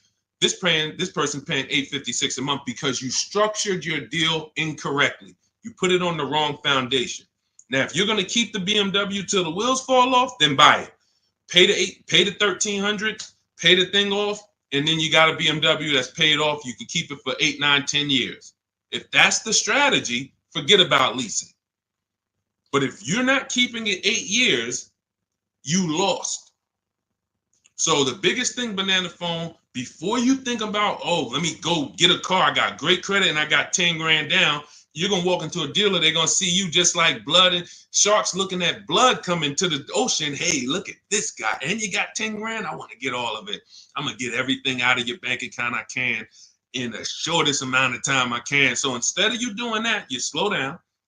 Decide, am I keeping this next car 8 years? If not, I should be shopping for a below market lease on whatever I want. And take the time to go look at cars. Take the time to go look at cars. Go test drive cars. You're about to go spend, you're about to make a 5-figure decision. Don't make that decision in a rush. Who'll go into the mall and let them rush them? I wish I would go into the mall to spend $30,000 and they rushing me. Hey, we close in a couple, come on now. So, that's why we're different. You go and test drive these cars. The only thing you want to do on our test drive process is test drive and leave. Get the card. Thanks a lot. Leave. Thank you. Leave. We never talk numbers in the dealership. So if you want a step-by-step process of how we do this, you can grab my new digital book, 75% off. It's called Cars from Home, 7 Steps to Saving Time, Money, and Avoiding Dealerships. Everything in there about below market leases, below market purchases, below market used cars is in there in a step-by-step way. But the first thing you want to do is ask yourself, how many years am I keeping this next car? If it's not 8, you should be shopping for below market leases, or somebody's going to get all that 10 grand out of your bank account. It's going to go into theirs. Go ahead, Dolan. Next question. Keep typing, y'all. We'll get to as many as we can. Shout out to the people on Instagram. Shout out to the people on every platform that's tapped in. Shout out to the sharers. Thank you to everybody who shares the broadcast with somebody. We cannot do this without you, and we appreciate you. Let's go. When should I tell them about the GM Family First discount? As soon as you're getting your offers. As soon as you're getting your offers. Now, let me tell you something about the people who have GM Family, X-Plan Ford, Mercedes Fleet, any special pricing where you think it's going to eliminate you needing to shop around. You're going to leave big money on the table because 4 out of 5 dealers are going to lie. That's just what we know. Not just because I'm not saying that because I was in the business. I'm saying that because I have people all around the country who we shop together. So we have real-time data to show 4 out of 5 dealers on average is going to lie. They're not going to give you the GM price. If they give you the GM price, they're not going to give you any rebates they may have because they'll love for you to come in. That's why when you come in and say, hey, get me to the invoice price, we got a deal. Love it. You didn't know I got $3,000 in rebates. Just get them the invoice price, show them the invoice, write it up, deliver the car. Love it. So what you need to do is you need to shop around, get multiple offers, tell everyone who you're getting an offer from, you're a GM supplier or GM family, and then look at the offers while they're in front of you, while you're at home. Because you cannot depend on someone to say, here's the GM price. What other offers? What if there's $5,000 rebates? What if there's $1,000? They're not, if you didn't ask for that, they're not going to volunteer it. So when you're at home, you sit down, we contact 25 dealers. In my book, I have a system where I teach you how to go online, contact 25 dealers in 20 minutes using my email scripts, and you're going to get 5 offers in about 48 hours. It's constant. It's a system. It's the McDonald's system of car buying. Now, if you want to do it your way, you call around. What I'm telling you is get 5 offers because that's the only way you're going to prove to yourself that dealers are overpriced and you need to get 5 offers. See, like we said about Teddy's deal, his best offer on his BMW is $856. His worst offer is $1,100 plus. That was a dealership consciously wrote, hey, Teddy, that's our best offer, man. $1,100 plus a month, which means they ain't worried about selling that car to Teddy. Somebody else walks into the dealership and wants that BMW, they're going to sell it to them for $1,100. They'd rather not sell it to Teddy because they know someone's going to pay us $1,100 for this BMW. Unfortunately, some person who doesn't know what they're doing, they'll call them a sucker. Some sucker's going to come in here and pay this. This is our price. We don't care if Teddy doesn't want to take it. No problem. Someone else is going to pay it. So this is why we must shop around, because you don't know if you're dealing with what we call an 80% dealer, which are overpriced no matter how much you negotiate, or are you dealing with a 20% dealer? The only way we know that is by looking at all their offers, getting at least 5, and then picking the below market offer. Okay? All of this is in my digital book if you want the blueprint. It's called Cars from Home. You can Google it. 7 steps of saving time, money, and avoiding dealerships. It's already 5-star rated. Thank you to everyone who's reviewed it. And as part of my welcome offer, you can get yours for 75% off. In my TikTok bio, click that link, the Instagram bio, the YouTube comments, or the Facebook comments, and you'll have it in your inbox in about 2-3 minutes. You'll have a permanent blueprint for how to get these below market deals from home. You won't be spending more than 20-30 minutes in a car dealership. And we never talk numbers in a dealership, ever, ever. Never talk numbers. You need to have a deal by the time you get to the dealership. If you're talking numbers, trying to get a deal in the dealership, that's never what we teach. We never do it. You have no leverage there. The car dealer has all the leverage, and you're emotional. No matter how much you try not to be emotional, the car is next to you, it's outside, you're emotional, and that's all going to work against you. Go ahead, Dolan. Keep typing your questions, y'all. We'll get to as many as we can. What is a below market lease? 3 prices.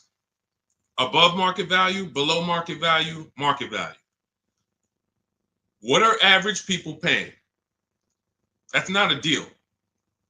If you walked into anything, anywhere, and you paid what most people pay or the average price paid, it's not a deal. It's average. Now, if somehow you don't know what you're doing and you're able to get hit with an offer that is above market value, whether it be, they're charging fake fees, or whether it be they're charging a market premium, or whether it be most people get a $5,000 discount, you got no discount, you paid above market value. But below market value is you see all the prices, you see the above market prices, you see the market value prices, you see the below market value prices, and then you pick the below market value. On a used car, there's a range. If I'm looking for a 2019 Honda Accord, there's a $5,000 to $7,000 range people are paying for this vehicle. Same car, similar miles. There's a $5,000 to $7,000 difference. And what we do with used cars is we actually get the brand new price, and that's what really helps us to get the below market value. I was shopping for a used Infiniti. I bought an Infiniti truck almost 2 years ago. 4 white ones I was looking at. They were all about 30 to 32,000. All 4 of them looked similar miles. But I pulled the new vehicle. I found out what each one of them was brand new. That made all the difference. That's in our process. Once I found out what they were brand new, I found out one was 46, one was 48, one was 52, and the one I ended up getting was 54,500 special edition. Cameras all around, all types of stuff in it that the other ones didn't have, but they were asking a similar price, below market. So for that, there's steps to get below market pricing. Below market doesn't happen because you want it to happen. Below market value leases, purchases, they're reserved for people with strategy and people who employ competition. You don't get below market deals by negotiating for them. It's competition. Looking at all the competition, you make your decision. You're probably getting below market deals on your TVs you buy, because you're going to go to Amazon, Walmart, Best Buy. You're not going to, but don't you see, whenever we buy these TVs online, don't we see higher priced TVs? Right? Right? Who's bought a TV in the last couple years? Say last 5-7 years, since Amazon has been it's been bigger longer than that, but who's bought a TV? A lot of people, right? Like, okay, we got a lot of people who bought a TV.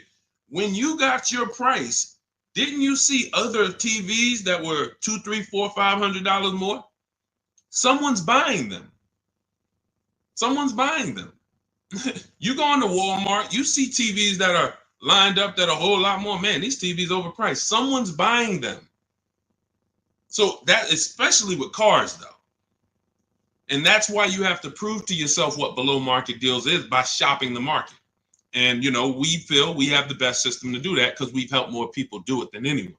There's no one who has an official system for putting dealers against each other and creating competition like what we do, the Cars from Home system, be it in my book, be it in my coaching program, depends on how you like to learn, but all that info is in my bio. For those who want to know about my coaching program, where you want videos and you want to work with me directly, you can go to shopwithdeshone.com or you can go to my bios there. I don't care how you do it. And I'm going to continually say this. I don't care if you don't do anything, if you don't do it my way. But if you call around and you get multiple offers and you want to talk to dealers, I don't care. My biggest thing is you pay below market value. That's all I care about. I'm just going to give you my options on if you want to do it my way without talking to dealers. Here you go. But the biggest thing is do it. Okay? Go ahead, Dolan. Shoot the next one up. Let's go. Keep typing your questions. EHH, good to see you. Bernie Watt, shout out to the people checking in on TikTok. I see you, Nans. Good to see you. Good to see you, Michelle, 423. High mileage driver, limousine service. Should I do a used car lease? Not really used car leases out there. You're going to see people have tried it. Lexus tried it. BMW tried it. But we can't employ competition because there's not a lot of options. You're going to find that in a lot of cases, used car leases can be, they're made up prices. It's tough. It's hard to know if you're overpaying. But if you do find one, it's worth considering. But again, I'm not going to make a deal without having other offers. So 99 times out of 100, leases are brand new cars. And I don't want to assume anyone knows that. So that's a good question. Leases are brand new cars. That's another benefit of leasing. You're driving brand new cars. You're the first owner. Brand new car smell you're getting every 3 years, and you're paying cents on the dollar compared to what people are paying to purchase them, as long as you're getting below market leases. So if you know how much you're going to drive, I will be leasing. If you know I'm going to drive 25,000 miles a year, I'm going to drive 20,000 miles a year, in most cases, then I would be leasing. Now, if you go below that, you could always sell the lease. I know some of you don't know about, most of you probably don't know you could sell leases. We've been doing it for 3-4 years. It's always been allowed. But, during the pandemic, I saw the opportunity for us to make thousands of dollars selling our leases. And made lots of videos about how to sell leases. And a lot of people came and sold their leases when the market was hot and high. And some people made $7,000, $10,000, $12,000, $15,000 selling their leases. So although values are not that high, we still do a check before we return our lease. So if you're under miles, or for those of you who you only drive 5,000 miles a year, the minimum lease might be 10. You're just going to sell that lease at the end and make money on it. So, this is all in my book. That's step 2. We call that the equity assessment. We never return a lease without doing an equity assessment to find out if the market value we could sell it for is actually higher than the payoff amount. So, but yeah, what I would do is I would spend the time considering, can I plan my mileage? Can I predict it? Now, let's say you can't. Let's say you're like, Deshone, you know what? Some years I'm going to do 20,000 miles. Some year I'll do 40. Then I wouldn't tell you to lease. I would tell you to make sure that your loan, I want you to forecast. See, with a depreciating asset, what the people who learn from me, you're learning to forecast. You must forecast with a depreciating asset because you lose in the short term. When you buy it, you lose. So if you went to buy a stock and they said the stock's going to drop in the short term, but in the long term, it'll come back. In the long term, it actually makes then picture you trying to buy them and flip them in 2, 3, 4 years. You're going to just lose money, lose money, lose money. That's what people do when they buy cars that they only plan to keep for 4, 5, 6 years. You're losing in the short term. The depreciation is killing you, and it's killing your finances. So now you forecast out. How long am I going to keep this car, this limousine? You might say, all right, 4 years, I'm going to turn it. Your loan shouldn't be more than that. You should always, and this is for Uber drivers, Turo drivers, people who can't predict their mileage, always plan to take a loan that by the time you go to replace the car's paid off. Because what a lot of you are doing is you're taking regular loans, like average people like us, 5-year, 6-year loans. But you're not an average person. You're running a business. When you take a 6-year loan as an Uber driver and you look up in 3 years and you have 120,000 miles on your car, now you're like, okay, I think I want to replace this next year. I'm going to get me a new one. Now you're going to have 150,000 miles. Problem is your loan is still $10, $12, $15,000 that you're going to owe. So you pushed your losses to the back. You looked at the monthly payment. If you'd have just took a 2-year shorter loan, 4-year loan instead, yeah, but the payment's going to be $700 instead of $500. Okay, $200 more a month, but 4 years, you have no negative equity. Not only do you not have negative equity, you got an asset that you could probably sell for $5,000, $6,000. Instead of, oh man, all right, yeah, my payment was $200 a month less, but then when I go to replace the car, I got 15,000 negative equity. So you're jumping over dollars to keep the pennies. That's what you're doing. So your loan should match the time where you're going to replace your inventory. Okay? Good rule of thumb. Go ahead, Dolan. Next question. Carla, thank you for sharing. I see you. Shout out to the sharers. Shout out to everybody running the likes up on TikTok. Appreciate y'all. It's just good. I just want to show my appreciation to the people who help move this broadcast forward and help us spread this message. We can't do it without you. That's all I want to just say. Go ahead. Matthew Williams, when buying a vehicle, is your credit score taking a hit? And how often are they checking your credit? So we teach something called the bank bidding war. In my book, when you get my book, you get the bank bidding war blueprint because I haven't added it to my book yet. I see you, Pool73 on Instagram. We got you. Make sure you pull Pool's question in. Dolan, shout out to the people on Instagram.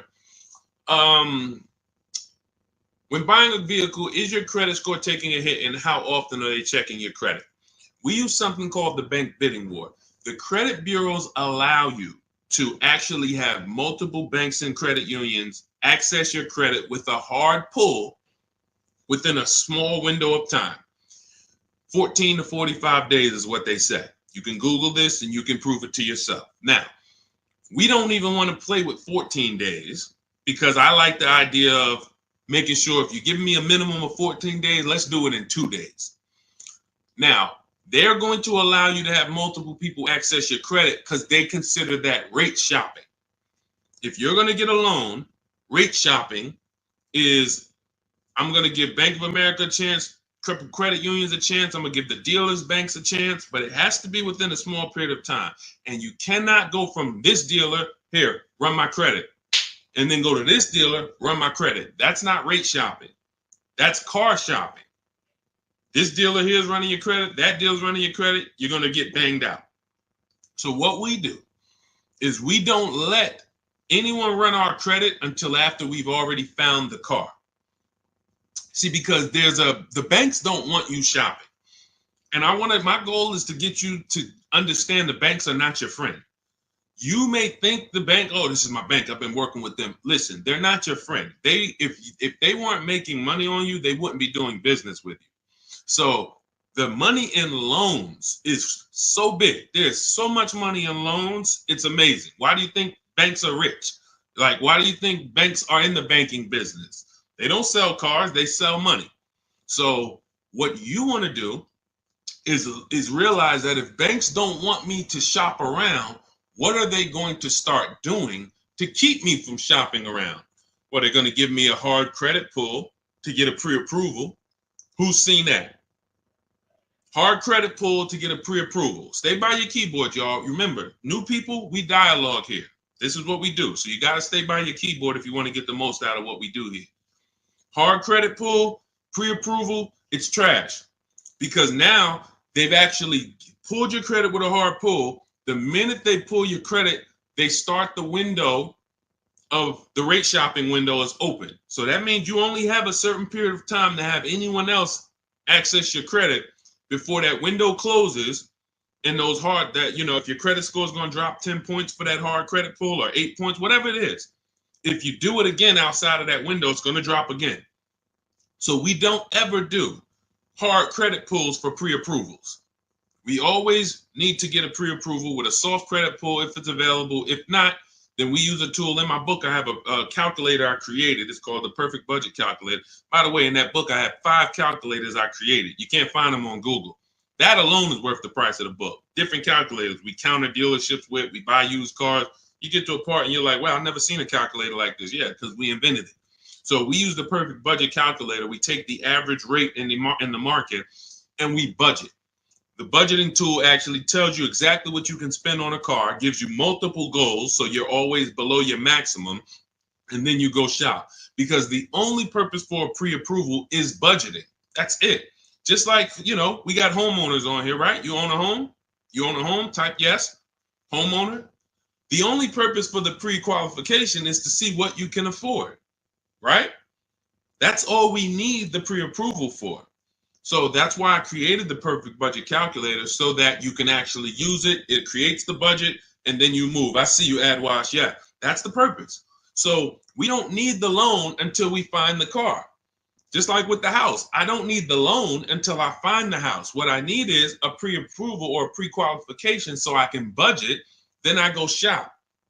Once we find the house, or find the car rather, that's when we now come home, we bring that paperwork home, and we let all these banks and credit unions bid, and we compete and let them compete. This person's going to give you 7%. This person's going to give you 5.9%. This person's going to give you 9%. And all of these people are going to compete, and then we let the dealers compete, and we see who wins. We never pick anyone to do our business with until they win a bid. That is the Cars from Home system. Whenever we are buying, that's how we guarantee below market offers, because someone won the bid. You were competing against all these people to get my business, and you won. You were competing to buy my old car, you won. That's how we do. So that's the bank bidding war. You find your car, then you come home, call your bank, your credit union, online dealers, online bank, you let them compete. So when you get my book, you get the bank bidding war blueprint. If you want me to spell this out step by step for you, where those of you who are financing, you'll have 3 rounds of the bank bidding war blueprint. The bank bidding war to make banks compete at various stages, because there's a lot of money and interest. So this is all in my new digital book, Cars from Home, 7 Steps to Saving Time, Money, and Avoiding Dealerships. It's normally $97, but you can get yours for 75% off as part of my welcome offer for 30 minutes only. Go to my TikTok bio, Instagram bio, YouTube comments, or Facebook comments. Click those links. Activate your 75% off. The book is digital, so it'll be in your inbox by the time we end this stream, and you'll have everything I teach step by step. You can use it for, over and over and over again. 2, 3, 4, 5 cars. You'll still be saving money from the same $24 book if you get there before the 30 minutes is up. All right. And make sure you screenshot the thank you page, because some of you type your email wrong. You might be, yo, man, I'm trying to hurry up and get this deal. You don't realize you typed your email wrong, and I can't email a book to the wrong email. So screenshot that page so you'll have my support team's email, just in case that book isn't there in 5-10 minutes. Just email my team. Go ahead, Dolan. Next question. Oh, no, pull my man Pulling from Instagram. Did you see him? We got Ingrid too. It's a lot of people on Instagram, so we're gonna try to get to questions from every platform. Do you ever advise buying the lease at the end because you went way over miles originally allowed? Great question. No, I'm gonna tell you why. The moment you lease your vehicle, your contract says what you should bring the vehicle back with in terms of miles. Let's say average is 36,000 miles, 12,000 per year. They have a buyout price based on that, a residual value based on that. So that means at 36,000 miles, they already know this is what we plan to sell the vehicle for on the market when he brings it back. Let's just call it 18,000.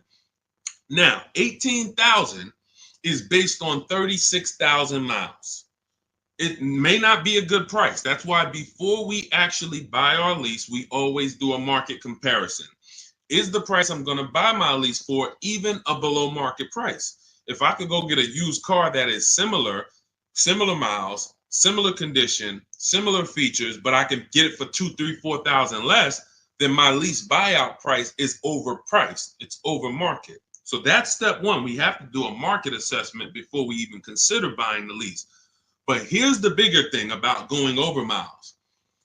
Just because you put 20 more thousand miles on it, that purchase price of 18,000 is still based on 36,000 miles.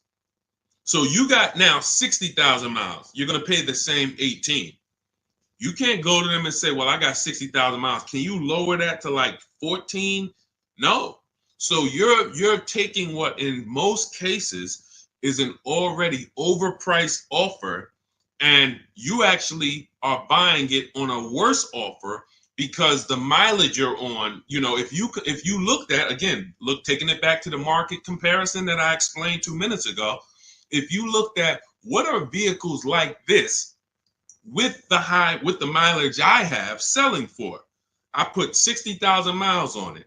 You look around and you're like, whoa, those things are selling for 5,000 less than my buyout. That means the moment you buy that car at the buyout price that's on that contract, you literally lost $5,000 right there because you overpaid for it. So the solution is take the penalty. It was your fault. Now, what do I mean it was your fault? You choose your lease mileage. It's not selected for you. If you need 12, you choose 12. If you need 15,000 miles a year, you need 15,000. You take somebody like Jen. Jen's up on the screen right now. She got her Honda CR-V hybrid. $512 a month. She got a below market lease on this. This is one of the most popular hybrid vehicles in the market. $512 a month, no money down. She adjusted it from 12,000 miles a year to 18,000 miles a year. So she's paying $563 a month, $50 more, but she gets to drive as much as she needs to. She's driving 18,000 miles a year for $50 more per month. So a lot of people who you'll hear talk about their lease experience and tell you don't lease, they took the 512. They would look at the lower payment, never adjust it to what they need, and then they end up telling you don't lease because I got a bill for the mileage. No, you got a bill for the mileage because you signed a contract. You said in that contract, I'm going to use this. You had the option at the time of signing the contract to choose more mileage, but you didn't. And then you went over the mileage you drove. So therefore you paid for that. So I would always take the penalty. You can actually do a deal where you actually shop for a car, and the best offer you find, you can actually have them cut a check to the old company. So let's just say I had a $3,000 bill coming, a $3,000 mileage penalty bill coming. I find a car like, let's say I'm shopping like Zafrina. Let's take Ansley. Ansley right here. He got a $58,000 lease on a 2024 QX60. $554 a month. So that's what we call an under 1% lease. You're driving a almost $60,000 vehicle. You're paying $554 a month, no money down. So let's say I got a $3,000 mileage bill. If I'm Ansley, I'm gonna shop, get my best offer, and then I'm gonna say, hey guys, I need you to cut a $3,000 check to my old leasing company, because I don't want to pay that mileage. Now, what's going to happen is my payment is going to go up because they need to build that into the sales price, but I don't need to come out of pocket with it. I don't need to come out of pocket with it. Now, if you could come out of pocket with it and write it, some of you could actually do a payment plan if you want to do that. That's fine too. But I'm talking to the people who you're like, all right, I don't necessarily want to come out of pocket with the penalty that I'm going to get for the mileage. So therefore, let me actually go and make a deal. So you could do a payment plan for the penalty, or you could just have the dealer you're going to buy from cut a check to the old company, to the old bank on your behalf. They'll build that into the sales price, but you shop for your best deal first. Before you do any of this, you always shop for your best deal, identify the 20% dealer, and then work with that dealer on structuring, hey, how much would it cost me to just have you? How much would it raise my payment for you to cut the check to them? Okay. And also, we do an equity assessment, Pooh. Step 2 in my book. Call your leasing company, find out what your payoff is. Go to our 6 sites, not our 6 sites. Go to these 6 sites we get offers from: Carvana, Driveway, Kelly's Blue Book, Instant Cash, CarMax, Car Gurus and Auto Nation, maybe you can sell the car and come out with a lower penalty based on selling the car. Because if you sell the lease, there's no penalty. So, but you know, if you could sell it for 20, but you owe 21, then you just cover the difference and you pay the 1,000. So again, this is how we work with people. There's a reason people work with me. I'm not just a regular guy, and thank God I spent a lot of time learning this business, and I spent a lot of time in dealerships people can't work at. That's really the fact. A lot of the dealers, when I went to Mercedes, Ray Catena, if I hadn't worked at Ray Catena, I wouldn't know this. I went from being a GM salesman to Ray Catena said, listen, if you're going to work here, you know, we don't have finance managers. You're going to be the finance manager. You're going to have to get the customers approved. You're going to have to understand the rates residuals. This is stuff I didn't do at GM. And so I thank God that was a blessing for me to start my career with Mercedes at Ray Catena. Yankee Stadium, top 3 dealers in the country. You know, so when car salesmen hear me talk, it's like they don't understand it. And I get it. They're not trained the way I was trained. They didn't work where I worked. They were trained to just go get the numbers from the manager. That's why I could explain this from a financial standpoint. And this is what we do. So if you want to understand more about, you know, you want the step-by-step blueprint, grab Cars from Home, 7 Steps to Saving Time, Money, and Avoiding Dealerships. That's my new digital book, 5-star rated. You can get it for 75% off. It's normally $97, worth every penny. But as my welcome offer to you, you can get it for $24, 75% off if you get to my TikTok bio, Instagram bio, YouTube comments, or Facebook comments before 30 minutes is up. Once 30 minutes is up, price goes back to $97. Welcome offer is gone, and it's still worth it. If I miss the welcome offer, I'd still be grabbing it because, again, the $24, the $97, the thousands you're going to save on this, the first car, avoiding mistakes and getting below market deals, you'll 10x. Minimum, you'll 10x what you invest in the book. Minimum. It's not even a question. All right. And let's go, Dolan. Keep it going. Great questions today. I'm really liking this. If you're getting value out of the stream, y'all type some dollar signs. You're getting value out of what we're doing. What's up, Leo? What's up, Rick? Shout out to the people tapping in on TikTok. Shout out to the people running the likes up. Y'all keep running the likes up. Every time y'all run the likes up, y'all let TikTok know that we're talking business over here and that they need to get more people over here. So every time you tap the screen, some of you like, how do we run the likes up, Deshone? Just double tap the screen. Just double tap the screen. Yeah, shout out to everybody who is supporting the broadcast. Let's go. Go ahead. All right, and you know what? And I usually look, and here's the thing. I'm going to tell y'all this, and I just thought of this. I'm going to give and prioritize answering questions from the platforms that are the most engaged. Because I see we got people on every platform, YouTube, Facebook, Instagram, TikTok. People not engaged and they not, look, I see a lot of people on Instagram commenting, liking, sharing. I see a lot of people here. Dolan, when we see the question, when we see people engaged, because people be sitting back on the, you know, playing video games and got us on the same time. We got to give our attention to the people who like, yo, let's go. We over here. Thank you, Big Mike. Shout out to the sheriffs. I see you on TikTok. Go ahead, Dolan. All right, here we go. When you lease, can you only deal with that dealership? Well, we never lease without a dealer winning the bid. So I want you to think about it like this. Whatever car you choose and you want to lease, that dealer, that car is all around the country, sprinkled all around the country. That dealer might have more than one, but in the state alone, there might be 10, 15, depends on the car. Now, when you look at the car, do you have to realize it's like when you go into the store and you're looking at spaghetti sauce.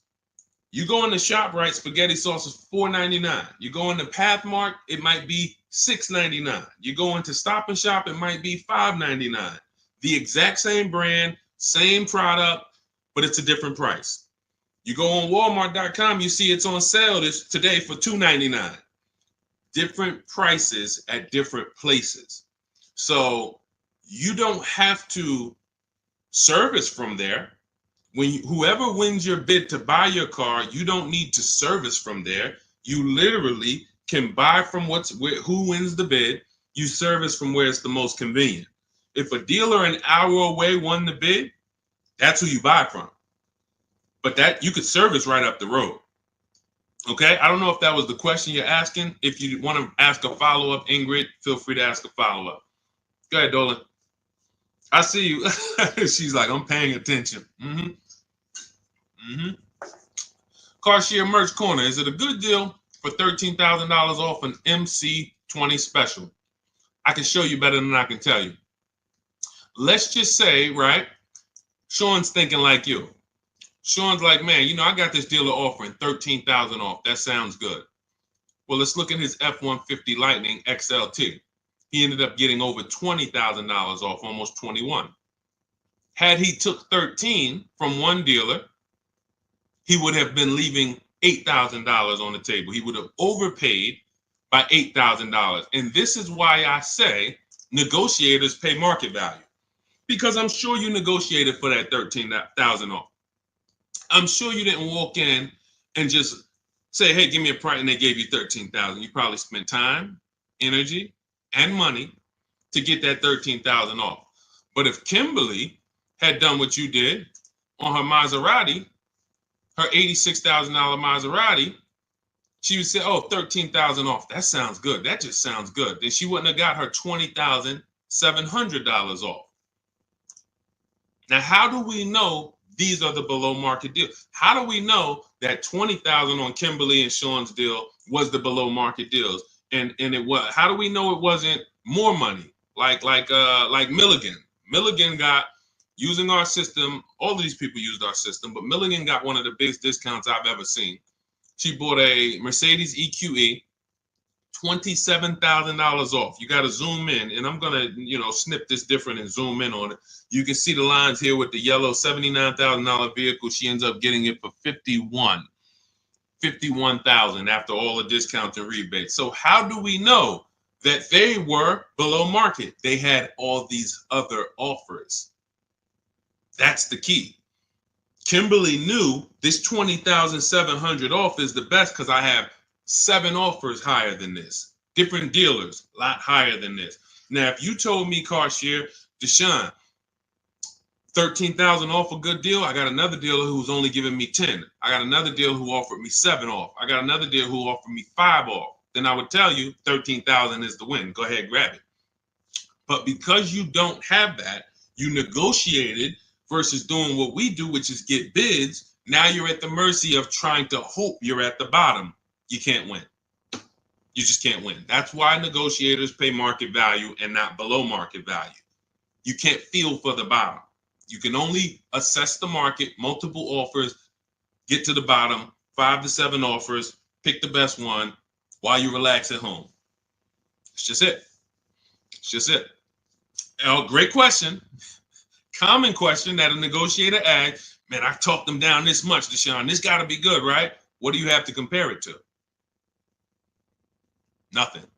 Okay? Get more offers. You could do it your way, call around. You could do it my way. Email, scripts, all in my book. It's up to you. Go ahead, Dolan.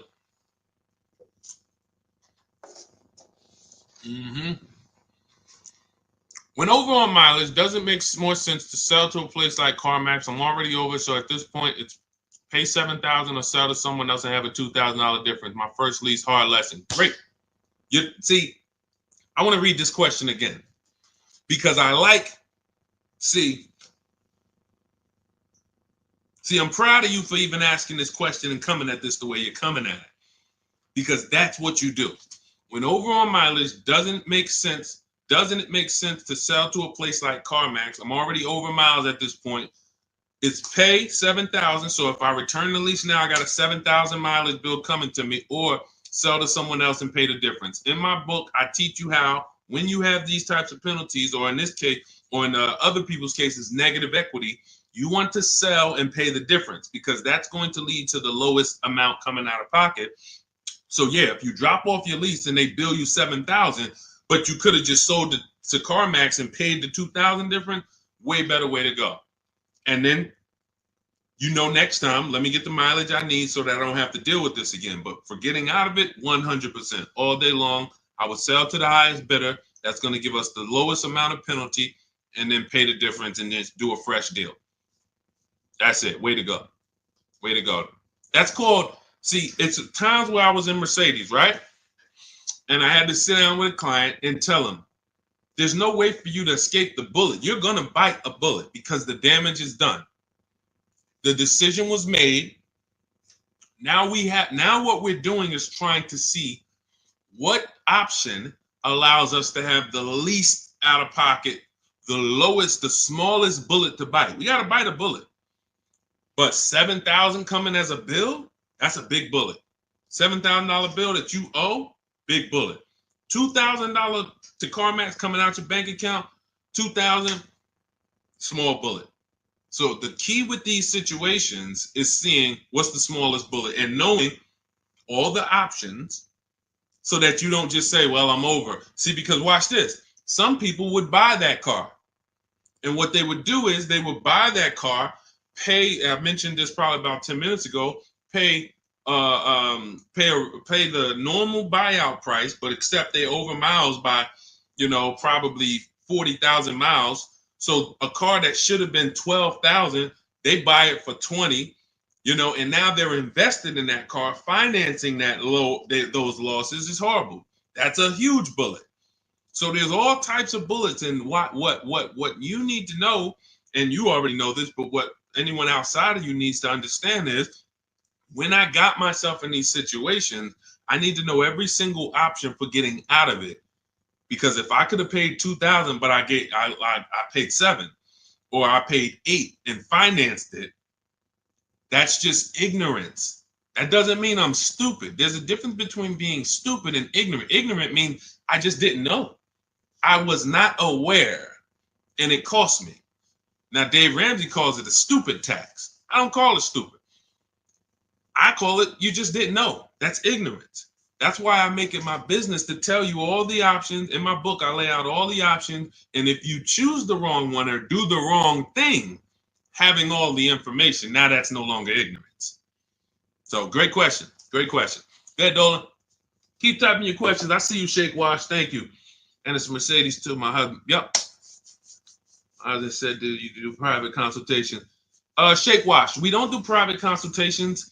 We have two things we do now. We have a do-it-yourself program. That's my book. This is great for do-it-yourself people who, Deshone, give me the blueprint. Give me all the steps. I will follow them to get the result.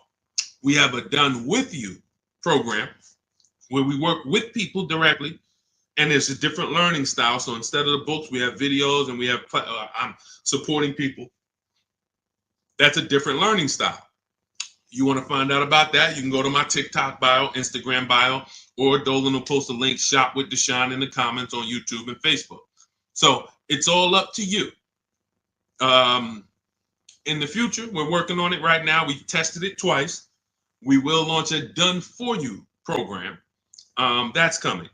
And the way we do it, we shop the entire market. We report the market to you, and then we choose the below market deal. Same thing I'm teaching you to do. So it's all up to, again, who the person is. But our mission was to be the most valuable company to the car buyer. So what we do is we take any style, and our mission is to put solutions out there so that anyone can get to, what they need to get to. So no one has an excuse. If Cars From Home is offering every single way, from an inexpensive way, do it yourself, to a little more of an investment, but it's supported because I don't care, because I know I'm going to save money, and the people around me know working with me, you're saving money. It's not even a question. That's what I'm known for. Before I came to the internet in New Jersey, my friends and family was calling me, listen, I need a car. Listen, they knew, call Deshone, call Deshone, call Deshone.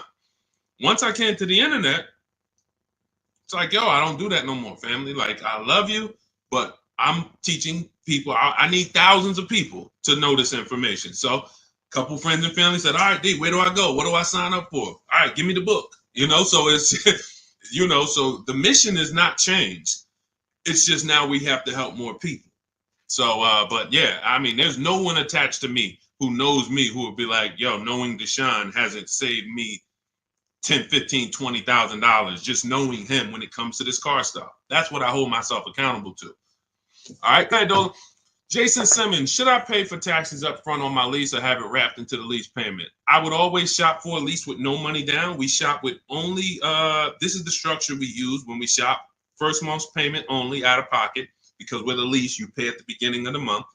So when you see these people, India, when you see these people, Zafrina, Ansley, they all are, when they say no money down, they're paying their first month's payment and then they drive off.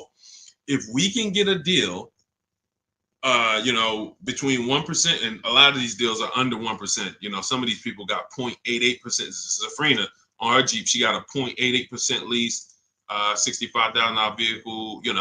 So what our goal is, under 1.5% is the best offer after, because the lease programs change. So sometimes it's super, very, very hot vehicles, and the lease programs don't have much support. So your best offer is going to be 1.4.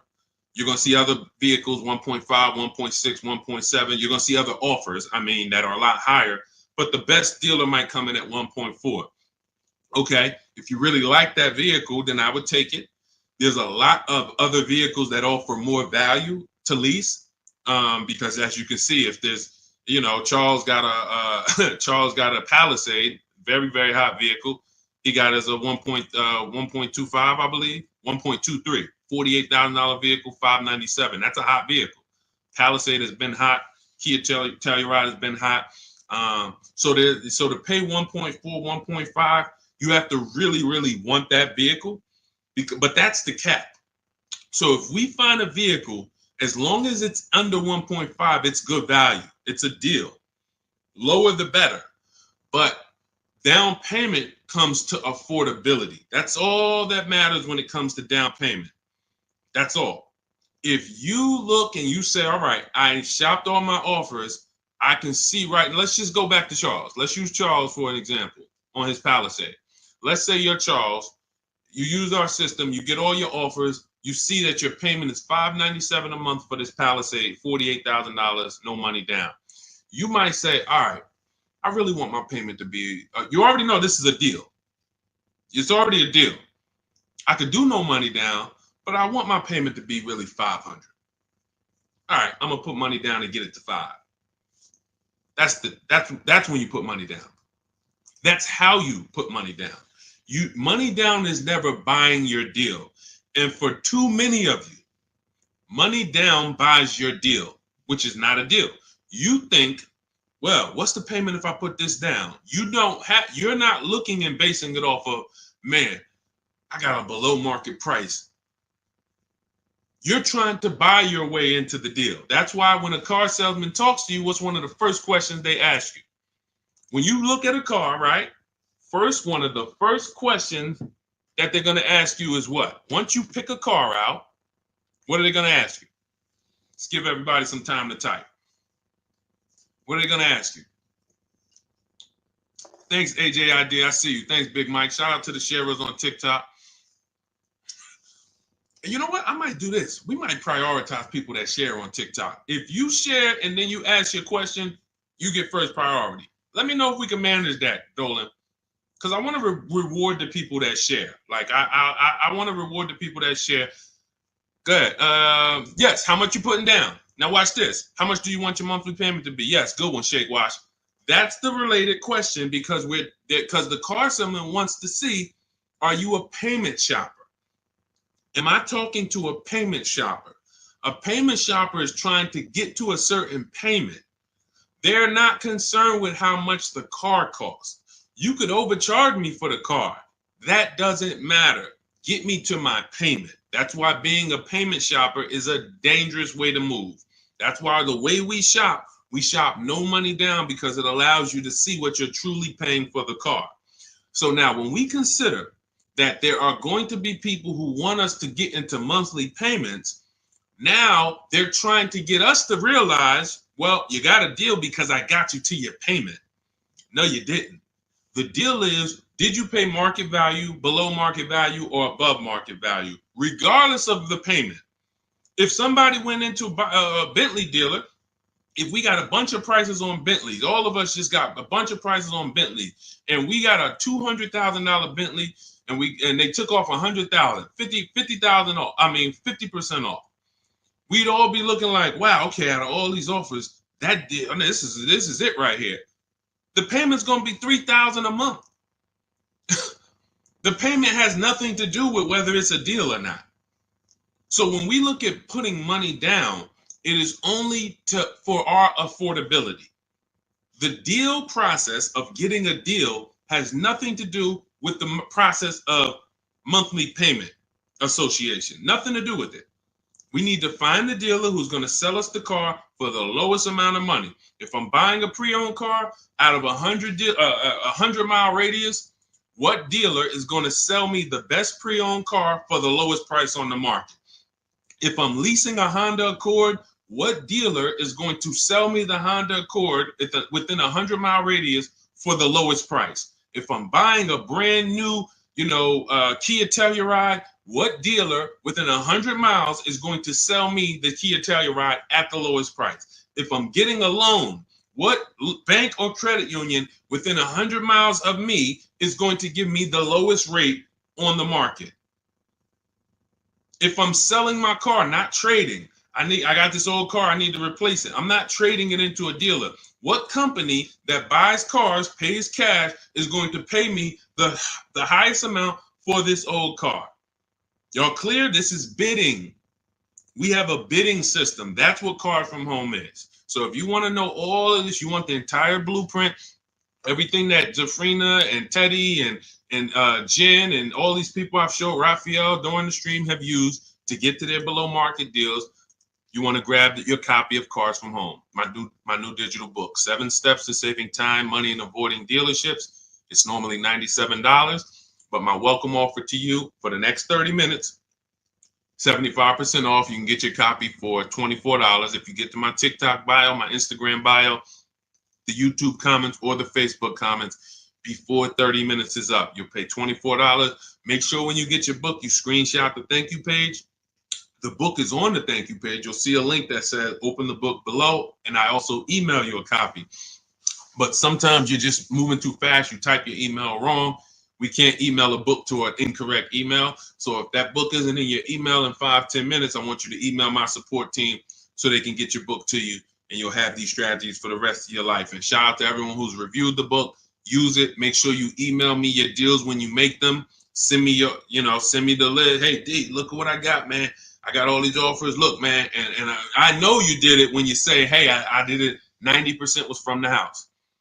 Soon as I know the people who use it, because the minute I've seen people who say, man, I went in the dealership, I used all your stuff, and I got this deal. No, you didn't. Sorry, somewhere along the lines you missed it. You might have been trying to go off my social media videos, but you didn't use our system because we're not making deals in the dealership. When I see people that say, yeah, man, the dealer 45 minutes away, I had to drive to get this. There you go. You use the system. When they say, yeah, I did this all from home, they even delivered the car to me. Yeah, you use the system.